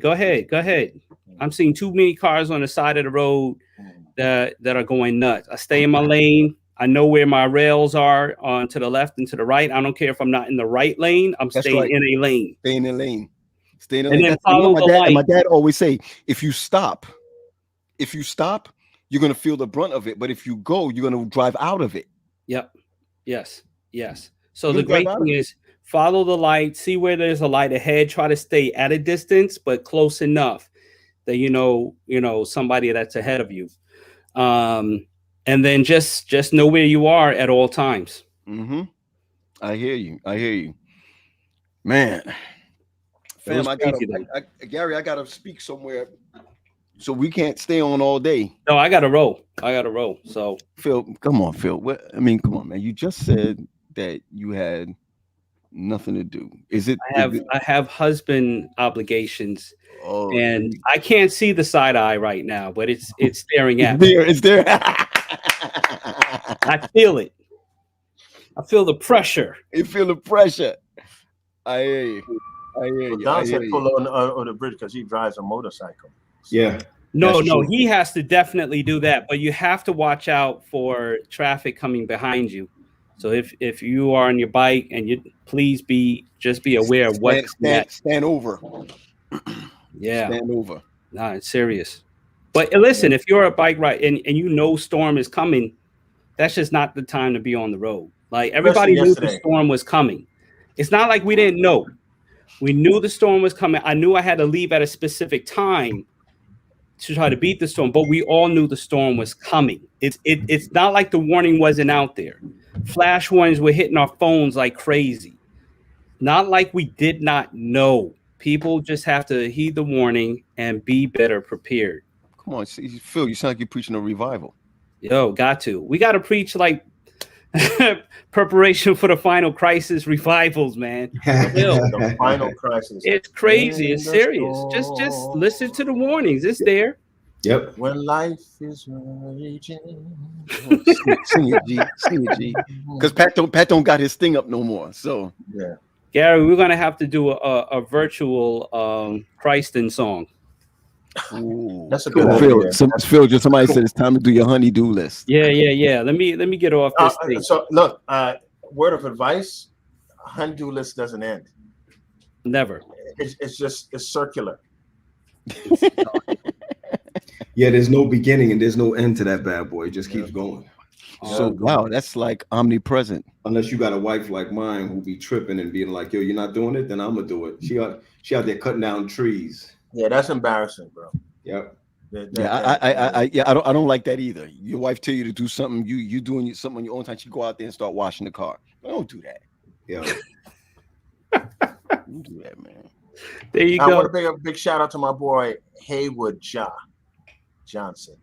Man, I haven't heard from him in a long time. Yeah, that's my dog from Niles, Michigan. Yeah. Big shout out. Yeah. Yeah. Yo, shout out. And listen, before I get off, let me give a shout out to our Adventist institutions. If you're not part of the solution, you're part of the problem. So be part of the solution. And let me tell you, there's great solutions, great teachers out there, great principals. They're trying to do as much innovative things as possible. Whatever you can volunteer and give and pour into and plant a seed, be that solution. You know, any school, it doesn't matter. I mean, it could be Northeastern School, it could be Allegheny East, it could be Potomac. It doesn't matter. Just if you are near Adventist school, sow a seed in that school. Sow a seed, not just with enrollment, but sow a financial seed. Yep. $10, $5, $100, $50, whatever you can. Sow a seed in our institutions. Of course, I'm here to promote Northeastern schools, you know, but continue to sow a seed. We need renovation projects. We need resources, electronics, technology, science. If you say, hey, I want to donate to their STEM programs and I want to increase that, sow a seed, you know, and I'm always open for suggestions, but bring the solutions, bring the good vibes, bring positive vibes. That's all I brought to my teachers and principals. I'm bringing positive vibes. I told everybody, don't make nobody feel guilty about not supporting Adventist schools. Just let them know what we do and what we do best, because that's what we're coming for. We're coming. I forgot this dude got that quote unquote promotion. I hate calling him promotion. I forgot you had that assignment. Got that assignment. I'm going to promote our school. I've always been promoting our schools. So yeah, from day one anyway. But and I forgot to congratulate you on that. You know, I don't like calling it promotion in our work. It's just more responsibility. No, we just have to sow a seed. Like, you know, we tuition's not going to pay the bills enough. It's not going to build scholarships enough. It's not going to help the schools grow enough. Like, we need endowments, serious endowments. We need serious people and pouring in.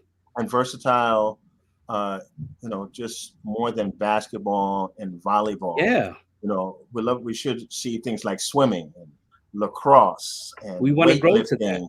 Yeah. And a serious track team. Yeah. Our churches. And be honest, if you look at the land, like, you know, you look at Flatbush School, you look at Hanson Place, we got gold mines in a lot of our buildings. It's just we want to take some stuff to the next level. Right. So, you know, pray for our teachers, pray for our principals. Listen, you know, my job is the spiritual side. But I bring a lot more to the table. So, you know, we just want to see things become great, you know, take it from good to great. Right. Gotcha. Guys, which is a great book. It is a great book. Great book, which is a great book. It is a great book. Before you go, here's somebody on. Where did Gary go? Here's somebody on that I know that. Where did G go, Pat? Hey, what's up, you, boss? How you doing, man? Doing well, boss. It is always good to see you, man. Always a privilege to see you all, guys. That's my seminarian classmate. Listen, you know, some people are your seminary in class. Some people are your seminary in classmate, and then they become your boss. You know what I'm saying? Jerome Leacock.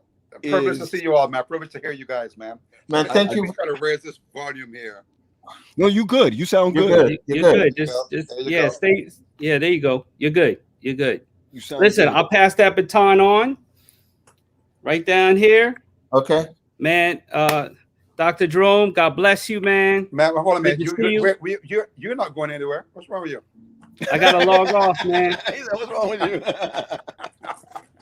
I gotta log off. The Sabbath comes earlier nowadays. Just tell the truth. Just tell him the truth. Tell him the truth, Phil. He'll let you go. He understands. Love you guys. All right, peace, brother. Appreciate you, Wesley. Appreciate you, Pastor. Hey, Doc, how are you? I'm as cool as ice and twice as nice, man. I'm praising God from whom all blessings flow. Oh man! Thank you all for the privilege here. Before you go any further, Mackenzie, Dr. Mackenzie, the youth director for the Atlantic Union, he's on the road right now. Right. And he told me he couldn't make it here, but please convey his greetings to you all. Yeah, he just texted me. He's sad that he couldn't make it, but he has to travel somewhere right now. So, on behalf of the Northeastern Conference Youth Ministries, we welcome him. We appreciate him, but he would love to be here with you all. So he cannot make it. So he asked me to send his greetings to you all as well. Thank you, man. Thank you. Great guy, man. Great guy. Ron, let me ask you a question. You were not his associate before coming in. Am I correct? No, I was never his associate now. That's right. Where were you before? What were you at? What church were you at before? I was at Mount Zion Seventh Adventist Church. Then from there, I transitioned to Brooklyn. And then I spent less than 9 months in Brooklyn. At a little church, a church there called River of Life and Tabernacle of Praise. I think that's what it is. Yes. Okay, got you. I spent a short, but less than 9 months there. Wow, and then right into the youth department. Right into the youth work, yeah. Wow, yeah, Pat, you hear that? He didn't say department, you know. I said department. He said the work. Okay, the work. Youth work. We know what it is. We don't even call it that department anymore. Very long time, youth work, since Oakwood days as the assistant pastor for the Oak College Church. I've been doing that work. That's right. He was with Ward, guys. He was with Wardy. Well, That's right. well, I was with Ward. He married me, but actually it was Pollard who called me on. Oh, Pollard. Okay. But Ward did train me as well, by the way. But I just never worked under Ward. Yeah, that was an assume, by the way, that I worked with Ward. Wow. But he was one of my mentors for sure. Yes, man. He was an amazing guy. He was an amazing man. Awesome guy, man. Amazing man. Well, we just wanted, we just had a couple of people on, and we just wanted to hear some, just for you to just give a tribute to Newton Cleghorn. What a loss, man. Oh boy, that's a giant of a man, man. Whew. Man, I admire his humility, his direction. It was Newton that actually Baker and Newton taught me some things, because Baker mentored me also in this work, and Newton took me up as well. Cleghorn took me up as well. He's one of the guys who actually taught me, in this kind of work, Jerome. A lot of people think you know everything, but you don't. You have to depend upon. And Baker taught me that too, by the way. Depend upon coordinators and the executive officers. Those guys who have excellent ideas, they bring it to the table, and you pick and choose from there. And that is what great leaders. He also taught me that a leader. He said, Jerome, a leader is not how much you know. It's the attitude you bring into leadership. The attitude you bring into leadership, that you actually brought into leadership. So he was an outstanding individual. It's a sad loss, man. So on behalf of the Northeastern Conference Youth Ministries, man, we just want to extend our condolences, man, to such a great man, an army, a soldier of the cross. Yes, great man. True soldier. By the way, just 2 weeks ago, I had him on my the 40-day challenge / 40 years anniversary. Wow. 2 weeks ago, he was on there. They gave him a link from Jamaica. because he actually extended the work of the youth work of the Olympics. The Olympics. Northeastern Conference. Baker started Okay. it, and he continued it with that vibrancy. I was very, very vibrant, man. The guy did a lot, man, for Northeastern Conference. That's a great loss, man. There's so much I can say about that, man. But I hear you. I hear you. Well, listen, man. We're counting down. We have another guest coming on, but very good. we're just so glad to see your face. We're so glad to see what you're doing. It is a lot of people don't know.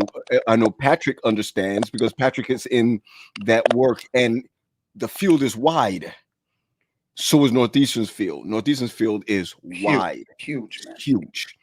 So and this field in Northeastern Conference is all about teamwork. Teamwork. I dare not say, man, I can do this alone because this is too vast, too large for me. Wow. That's a work, man. Praise God. Youth Ministries is a conference in a conference. Oh, man. Huge. Thank you for the opportunity, man. Absolutely. Okay? Great to see you, boss. It's Great good to see you, man. Three brothers together. Look at that. Boy, y'all come a long way, boy. That's right. That's right. He's right. I knew you guys. Guess what, man? Believe it or not, Cat Victory Lake days. I know you can't remember it, but I was just a little boy back then. Ooh, no, man, but, blessings on you guys, man. Blessings, man. Blessings, man. Take care. Take care. Great guy, Gary Impact. Great guy, man. And they picked the right person, man, for that thing some years ago when what's his name left. He's just the kind of guy, spiritual. And I'm gonna say this. He brought the spiritual back. You understand what I'm saying, Pat? Mm-hmm. He brought the spiritual back, and that was really important, especially for those Northeastern boys. Pat, I do not take away the importance of the youth work. Can't take away the importance of the youth work. Absolutely awesome. Absolutely awesome. It's a lot of work. Look at Eric Hervé Jean Baptiste is in the chat. I follow him a lot on his Facebook about what's up, Eric. He's all youth. He's a youth man. Is that the guy with the helmet? Yeah. That guy is awesome, man. I follow him. Yeah. So Gary, you invited somebody on. I know we got to be gone by 5 o'clock, but you invited somebody on. And Pat, it's 4 o'clock your time. Am I correct? Yeah, going on 4 here. I'm sorry, Pat. What kind of shirt is that you have on? I told you guys, man. I've been into polo gear now. This one is made. This one is. It looks like a Mason shirt, like a Mason elk shirt. It's personalized. You don't see. Got PGG up on the top. Really? Wow, you really went far with this. Yeah, got PGG up on the top. Polo. Okay, Gary, check out his belly, G. So let me see that PGG again, Pat. Now my belly is smaller than it was before, but so I went. That's me though, man. Did I give you mine? Gary, did you see his belly? Stand up again, Pat. No, don't stand up, Pat. Don't worry about that. Yo, I was born first. Now I'm low down now. I'm low down. I'm low down. Did you get the polo we sent you? You have the I'll send you mine. Nah, I showed you that Yankees joint that yeah. So Gary, we got a younging. I can't even say, I almost said something. I almost said young buck. And that's not the right words to use as it pertains to our young black men. Right. Oh my goodness, you should say leave you alone. That should leave you alone. See, look at that junk you drink. Pat, let me see what you're drinking. Gary, check it out. Check it out. Pat, let's see it. This came off the airplane. What carrier you got? Because I know that's not Delta. Nah, this is United. You've been rocking United lately. Yeah, well, when you go to like Chicago and Denver, right. Denver is too. They got the hubs. Yeah, I'm trying to go to Denver in a couple of weeks. Gotcha. So Gary, who's this young man right here, G? Yo, one of my favorites. Right on, guys. Yeah. And coming, Gary. Up and coming. No, up and here. Gary. Here. Listen, in my field, he's at seminary. Up and coming. Okay. Don't listen to them, Thorley. Baby steps. Right. Thank you for coming on. We wanted to I know you wanted to say a couple of words. We support you. Gary, just tell the honest truth. He didn't want to say a couple of words. We told him you need to say a couple of words. That's you need to say a couple of words. And even if you didn't know the man, you should feel the trace of the man. You know what I'm saying? First of all, Gary, if you don't mind, first of all, let the people know where you're from. Where are you right now? Right now, I'm in Berrien Springs. I'm in the seminary. I'm going in my third year. Studying for the MDiv, as you see from my shirt. I'm also studying community and international development. That is, how we tie the community with the church, meaning how can we keep the church open 6 days a week, allowing it to be the center of the community. And that's that's why I left my first career, because I want to do some things for my people. Good. Good. What was your first career? Aerospace engineer. Oh, wait a second. So you up there with Virgin Atlantic, Galactic Atlantic, or whatever? Yeah, man. The Boeings, the Embraers, the Lockheeds, all of them. Yeah. So before you get into, now you have all these weaves into there, and we're running out of time, so we're going to let you speak fast. Talk about your podcast and talk about the legacy of Newton Cleghorn, that how you as a minister have encompassed aerospace engineering, podcasts, community work, and everything like that. We want to hear the new generations, what they're doing. Absolutely, guys. Thank you so much. Listen, I'm a product of what he produced in Northeastern. As a matter of fact, I'm a product of what he produced in Jamaica. I got a text earlier today. My dad said, listen, my mentor, my friend passed. My dad worked with Dr. Cleghorn back in the day, way back in the day when there used to be radio waves out of Montego Bay and they'd be singing acapella up there, you know what I mean? From them days.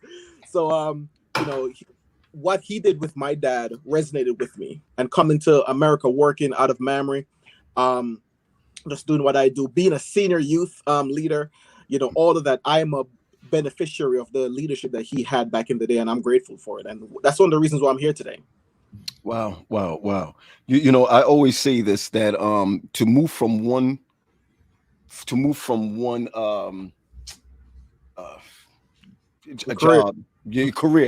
career Mm-hmm.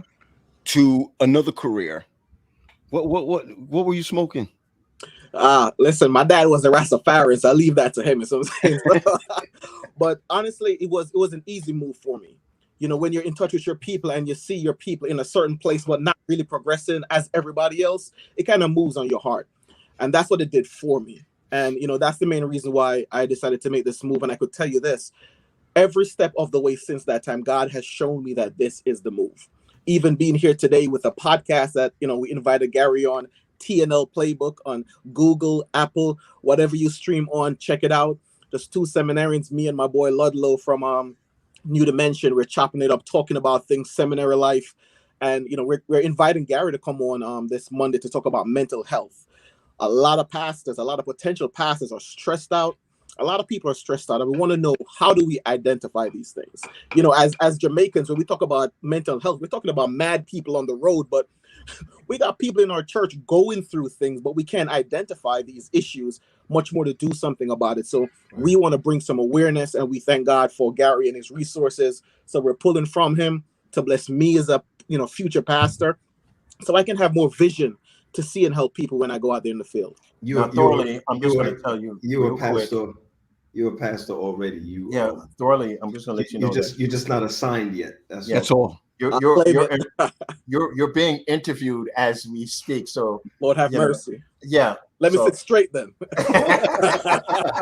Yes, sir.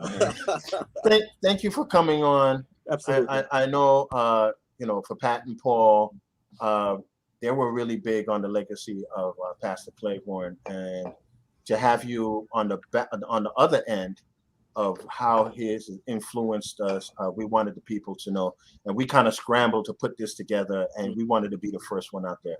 So we really thank you for taking your time. I know you're busy out there, and I'll be there on Monday, and I'm sure Patrick and Paul will take some time.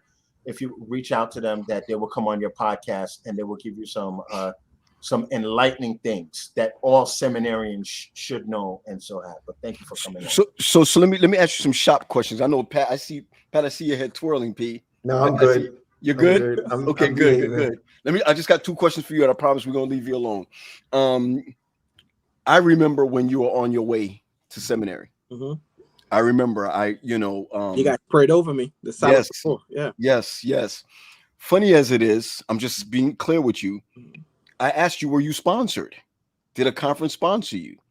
And you was like, no, and it got me that you would be leaving a career, going to another one. You've been there for almost 2 years now. Am I correct? Correct. All right. So really, you're really supposed to have another half a year left, but you decided to take on another. Yes. Okay. So that means you'll be finished when? 2023. 2023. Yes. Time's flying. Believe me, before you know it, it's gonna be 2020. Oh, I'm sure about that. Pat, stop looking at him like that, Patrick. I listen. I can only recommend. I understand. So are you able to take your classes away? The last part of your classes away? I think there's a possibility that I can. Because I know some people are being pulled from seminary to finish their classes online and what have you. Correct. Okay. I'm just checking. I'm just asking. Pat, you're twisting your head like this. Anything on your mind, Pat? No, I know him, but okay. I told you already. I only recommend. I don't hire and I don't fire. I understand. So is money coming out of your pocket specifically? So you're paying for yourself to go to school. Am I correct? Yes. Every semester that money is dropping out of my pocket. Hey, listen, the pulpit now must be more or well equipped. You could see it from the pandemic side right now that things have changed and it'll never go back to the way it used to be. We were having this discussion just the other day. If you recognize that in the pandemic, tithing has gone up. It didn't go down because now we are actually hitting where the people are, we're scratching where the people are itching, if I'm saying it the right way, right? So in a pulpit, we like to know that there are people in there that has business degree or scientists. You didn't leave scientists. God prepared you with your science degree for the pulpit, all right? Because the pulpit, it's not necessarily from the pulpit to, it takes real life to be able to be in this situation. And I'm gonna tell you, continue to stay where you are and learn as much as you can in the seminary because there's no turning back after this. None. We used to call the seminary cemetery because it's like everything slow down when you go there. But the truth is that meet all the friends you can meet there, white, black, Korean, Chinese, Spanish, just don't stick with one group. Talk to everybody because the ladder doesn't just go up, it goes sideways. You better believe it. Believe it. And Thor, let me also share this with you. You see how right now you're not sponsored? When you come out, and if you're not sponsored when you come out, they don't tell people this. But if you get picked up by a conference, they have to pay for the money you put in. I know that. That's only for the MDiv. Yeah, but that's what he's doing. Oh, I thought you was doing something right for the MDiv and the CID. Right. Okay. Yeah. Right. So I want you to know that also, and just stay on course, man. Keep the course. Stay on course. Do what you need to do. Oh, that's right. And you're not married yet, are you? I'll get married in October. You get married in October. Yeah. This October. While you in school. While I'm in school. So let me give you something. Let me give you a tip real quick. Go on, Pat. Watch TV every night. If you don't watch TV every night, you're gonna be in school having babies. I remember Dr. Jones said to me, I had 2 of my kids at seminary out of 3. I had 2 of them there. He came up to me one day, he was like, boy, you don't watch TV at night? Nah, man, plan well. That's all. Plan well. So where are you getting married in Brooklyn or are you getting married there? Yeah, I'm coming back to New York to get married. Then I'm gonna scoop her up and bring her out here. You're gonna enjoy yourself there, with her now there. Absolutely. Now there. Different ball game, man. You take it to baguettes every Friday. Woo, talk about it. Are you off campus or are you on campus right I'm now? off campus. Right now you're off campus. Yeah. You're in a basement or you're in a Hey, wait a minute. He's too big for that. He's too big for that. Now. No, hold on, Patrick. You just say it again. It's a basement. It's like a nice little walk-in basement type. Yeah, Patrick. And too big for basement. Listen, let me be clear. No. Well, I would say he's too big for campus. Oh, I see. Yeah. Let me be clear about this. In your first 6 months of marriage, right? Mm-hmm. You're gonna have to put up sound barriers. Well, leave the boy alone, man. Come on, man. So we're gonna have to live in the studio then. Listen, man. Now you're talking my language. If you don't mind, what is your Cash App? If you don't mind. It is it's $Tholomite, THOMITE. Say it one more time. $THOMITE, Tholomite. Tholomite. Oh man, like Dolomite? Dolomite, yeah.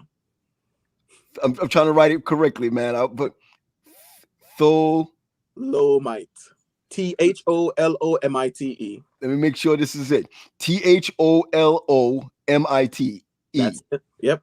Listen, everybody, I'm just gonna send this Cash App just if the Lord is touching your life to just assist this seminarian, man. He's on his own. He's doing this thing on his own, and just want to make sure that we give him the opportunity to move forward. He's getting married next month. Next month. He's getting married next month. Mm-hmm. Just support him, and I will do everything that I can. I cannot offer you anything, but the possibility is helping you through school. That's only the possibility. Mm-hmm. It's helping you through school, because I don't know what's happening in 2023, but I know what's happening now. So if the Holy Spirit is touching you to touch his life, we look at a great man like Newton Cleghorn, who always reached back to take care of others, help others, and what have you. We wanted you to see the product of something that he has done. You are that product of what he has done. You have now going into the ministry. Really, you're in the ministry already. A teacher once told Pat and I remember this, Pat, that you are in as much doing the will of God, learning, than you are out there preaching. Don't try to be out there trying to get your name out there preaching and this and that will come even where you are. But you're not there to make a name for yourself. You're there to put something on your name. Yes, sir. You understand where I'm coming from? Mm-hmm. So don't stress. Listen, they used to sing a song back in the day. You're the only one of your kind. God made you. You know that song, G? Gary, you're muted. You're muted. You're the only one of your kind, and I like that, because you can't be Pucky Fordham, you can't be Buddy Bird, you can't be a Paul Graham. You got to be you. And absolutely. And remember this also. Wherever God puts you, He'll equip you. Yeah. Pat, I heard you say that. I heard you say something like that before, Pat. But what I heard you say before is, wherever God put you, He was there already. Yeah. I mean, here's the thing that I learned when I was coming out of seminary. Everybody was getting picked up around me. All your boys, when it came down, the presidents came down, was picking up everybody. And I'm gonna be honest with you, man, I was feeling kind of cheesy, like, man, how are all these people getting picked up? I'm not getting picked up. There's a man named Dr. Miles. He was the president of Lake Region at the time. He came down and he did he interviewed me. And I remember I had tears in my eyes when I said, hey, I'll do anything. I'll work for free. You know what he told me? He said, I'm not going to pick you up. You got more baking to do. And even though I was upset that I didn't get it, my mom talks about this thing called equifinality. Equifinality is something that you get to that place. Everybody just gets there at different times. So when you spend your time at seminary, again, soak up everything that you can soak up, study everything that you can study, put not just sermons. Sermons are 10% of your job. It's not 90% of your job. It's 10% of your job. The rest of it is taking care of community, taking care of people. That's what your job is. Yeah, and Pat, I'll also add this. Mm-hmm. You see, once you get tied up with that young lady, that's your first church. Yes, sir. And your children is your first ministry. So you're gonna be okay. You're gonna be okay. You're definitely gonna be okay. Hey, someone asked the question: do you have a Google Pay or Samsung Pay? I don't. I don't. Okay, just checking. Hey, but you know what? man. I gotta say, I thank you guys for what you're doing. You know, you guys are trailblazers in the ministry, and I've been following you guys, and I stand on your shoulders. So thank you guys for what you're doing. Man, listen, you just keep praying for us, because the guy next to me, the guy on that side of me, he don't belong in the ministry. Hey, you see he's over here. You see this guy right here? He sucks. So I'll go by what Cleveland said, and we can leave on. He said, and I don't even know if I can say it right now. If God could take anything, Paul, do you remember how he said it? He could make anything with nothing. Therefore, he could do something with me. With you. Yes, right. Anytime you feel like you're too good for people, he'll find your way out. It ain't things you do wrong. It's not, all of us got our ups and downs. We have everyone in the Bible got their quirks. God still uses us. So get ready for it, man. If Jesus don't come back within the next 40 years, it's not a name you're making for yourself. It's opening the kingdom for more people to walk in. That's your job. That's your job. For sure. All right, man. Sure. Man, take it easy, man. Do well. Be well. Thank you, guys. Take care. All right, boss. Take it easy. Now. All right, P. Get ready to get out of here. Yeah, man. For sure. It looked like Gary is nowhere to be found. All right. That's fine. Pat, man, it's good that you got there safely. I have something to do at 5:30 with church in Boston. Cool. Looking forward to that. And then I think I'm going to go get some tea. That's what I think I'm going to go. Yo, Pat, you know what? It'd be really nice if you and I one day on a Thursday just had time to just sit down with seminarians like this, pop them in and just talk with them. I think it'd be really nice. Yeah. I mean, but you know what? They have their show. We could always jump on and talk with them, because there's so much to do. I just don't want anyone.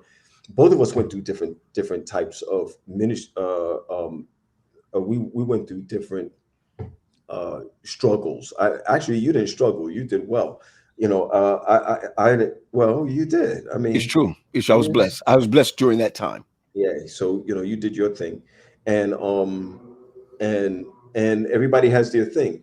I think that a lot of seminarians or a lot of people who want to do ministry should really know what the real in and outs is, and what do you need to leave with? What do you need to come in with? Because 2-3 years passed by, it's gone. There's a lot of stuff I learned at Oakwood that I didn't learn at seminary, and there's a lot of stuff you better believe it that I didn't learn at Oakwood. It goes both ways. Or how about this, Pat? There's a lot of stuff you learn in your first year of ministry that you wish you didn't have to learn. Oh, that's for sure. Paul, let me tell you something.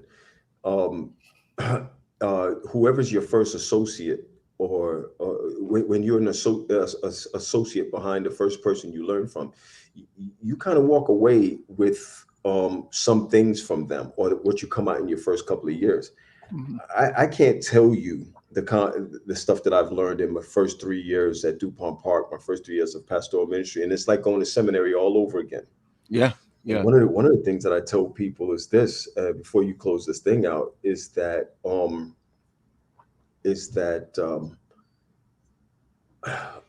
those old people in your church, those old people, they are the ones that they're the ones that teach you the most about ministry. You better believe it. You better believe it. I remember in my first church, this lady, her name was Sister Cox. I was preaching up a storm, Pat. I was preaching, man. I mean, I think Orville Brissett was playing for me, not Owen at the time, but Orville came by and he played. I think he was in Pine Forge at the time. Mm-hmm. And he was playing the Hammond organ, and I was kicking behind it. She said to me, very good, at the door, very good. But next time, preach with the Spirit. Oh, I had that said to me before. Oh, my goodness, man. One lady said to me, old lady said to me, only if you were converted. Wow.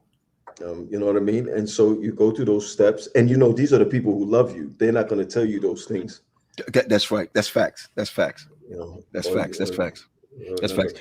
Hey Pat, we want to say a word of prayer. Mom said that we need to be lifting up. And I saw Auntie on today. I'm sorry that I'm sorry to cut in. I have to really go. So cool. We want to lift up Roy Gordon in prayer. We want to lift up the Claire Gordon family in prayer, and we want to lift up Roy Gordon, RIG, Roy Gordon, and Uncle France. Definitely want and lift up Uncle France. And I can lead, Pat, or you can lead this out. Go ahead, take it out from here. I'm just real quick before we go. Like I told you before, I'm here in Chicago with Shiloh Academy, but I know they have a new name now in Chicago. So Peggy Lloyd said DuPont trained you. Yep, they sure did. They sure did. And so I'm gonna be here for a little bit. I did have a pack of M&Ms, but I ate it before I came upstairs, so we all good. And I'm gonna, after I'm finished, I'm gonna do The Chosen. I only saw the first and second episode, so I'm gonna keep going tonight. Watch that joint. You can watch it over again. They got a second season too. You can watch it again. I think it's on YouTube. Sounds good. And give to their organization. Did Gary just come back? No, I'm not sure. Did you just come back, Gary? No. Bye. All right, Pete, take us out. Bye, everybody. Right. God bless you. So, everyone, I want to thank you for joining us today. We had a wonderful experience, and this experience is just spending a little time. So today, I want to lift up my some names here. The first of all, I am so at a point where I'm hurt. I am at a loss, and I just simply want to say that I'm remembering a great man. I'm remembering a man that truly was a trailblazer. I pray for his wife. I also want to lift up Roy Gordon in prayer. We know that Roy Gordon has suffered an ailment. We want to pray over his life. His father was a great mentor and taught me well also. And then I also want to take the moment in time to just simply remember my Uncle France in prayer also. So at this time, we're just going to pray and ask the Holy Spirit to be with us and bless those people that we love so much. Father, again, we come before you, thanking you for all that you have done. We thank you for the opportunity of worship. We thank you for the opportunity of praise.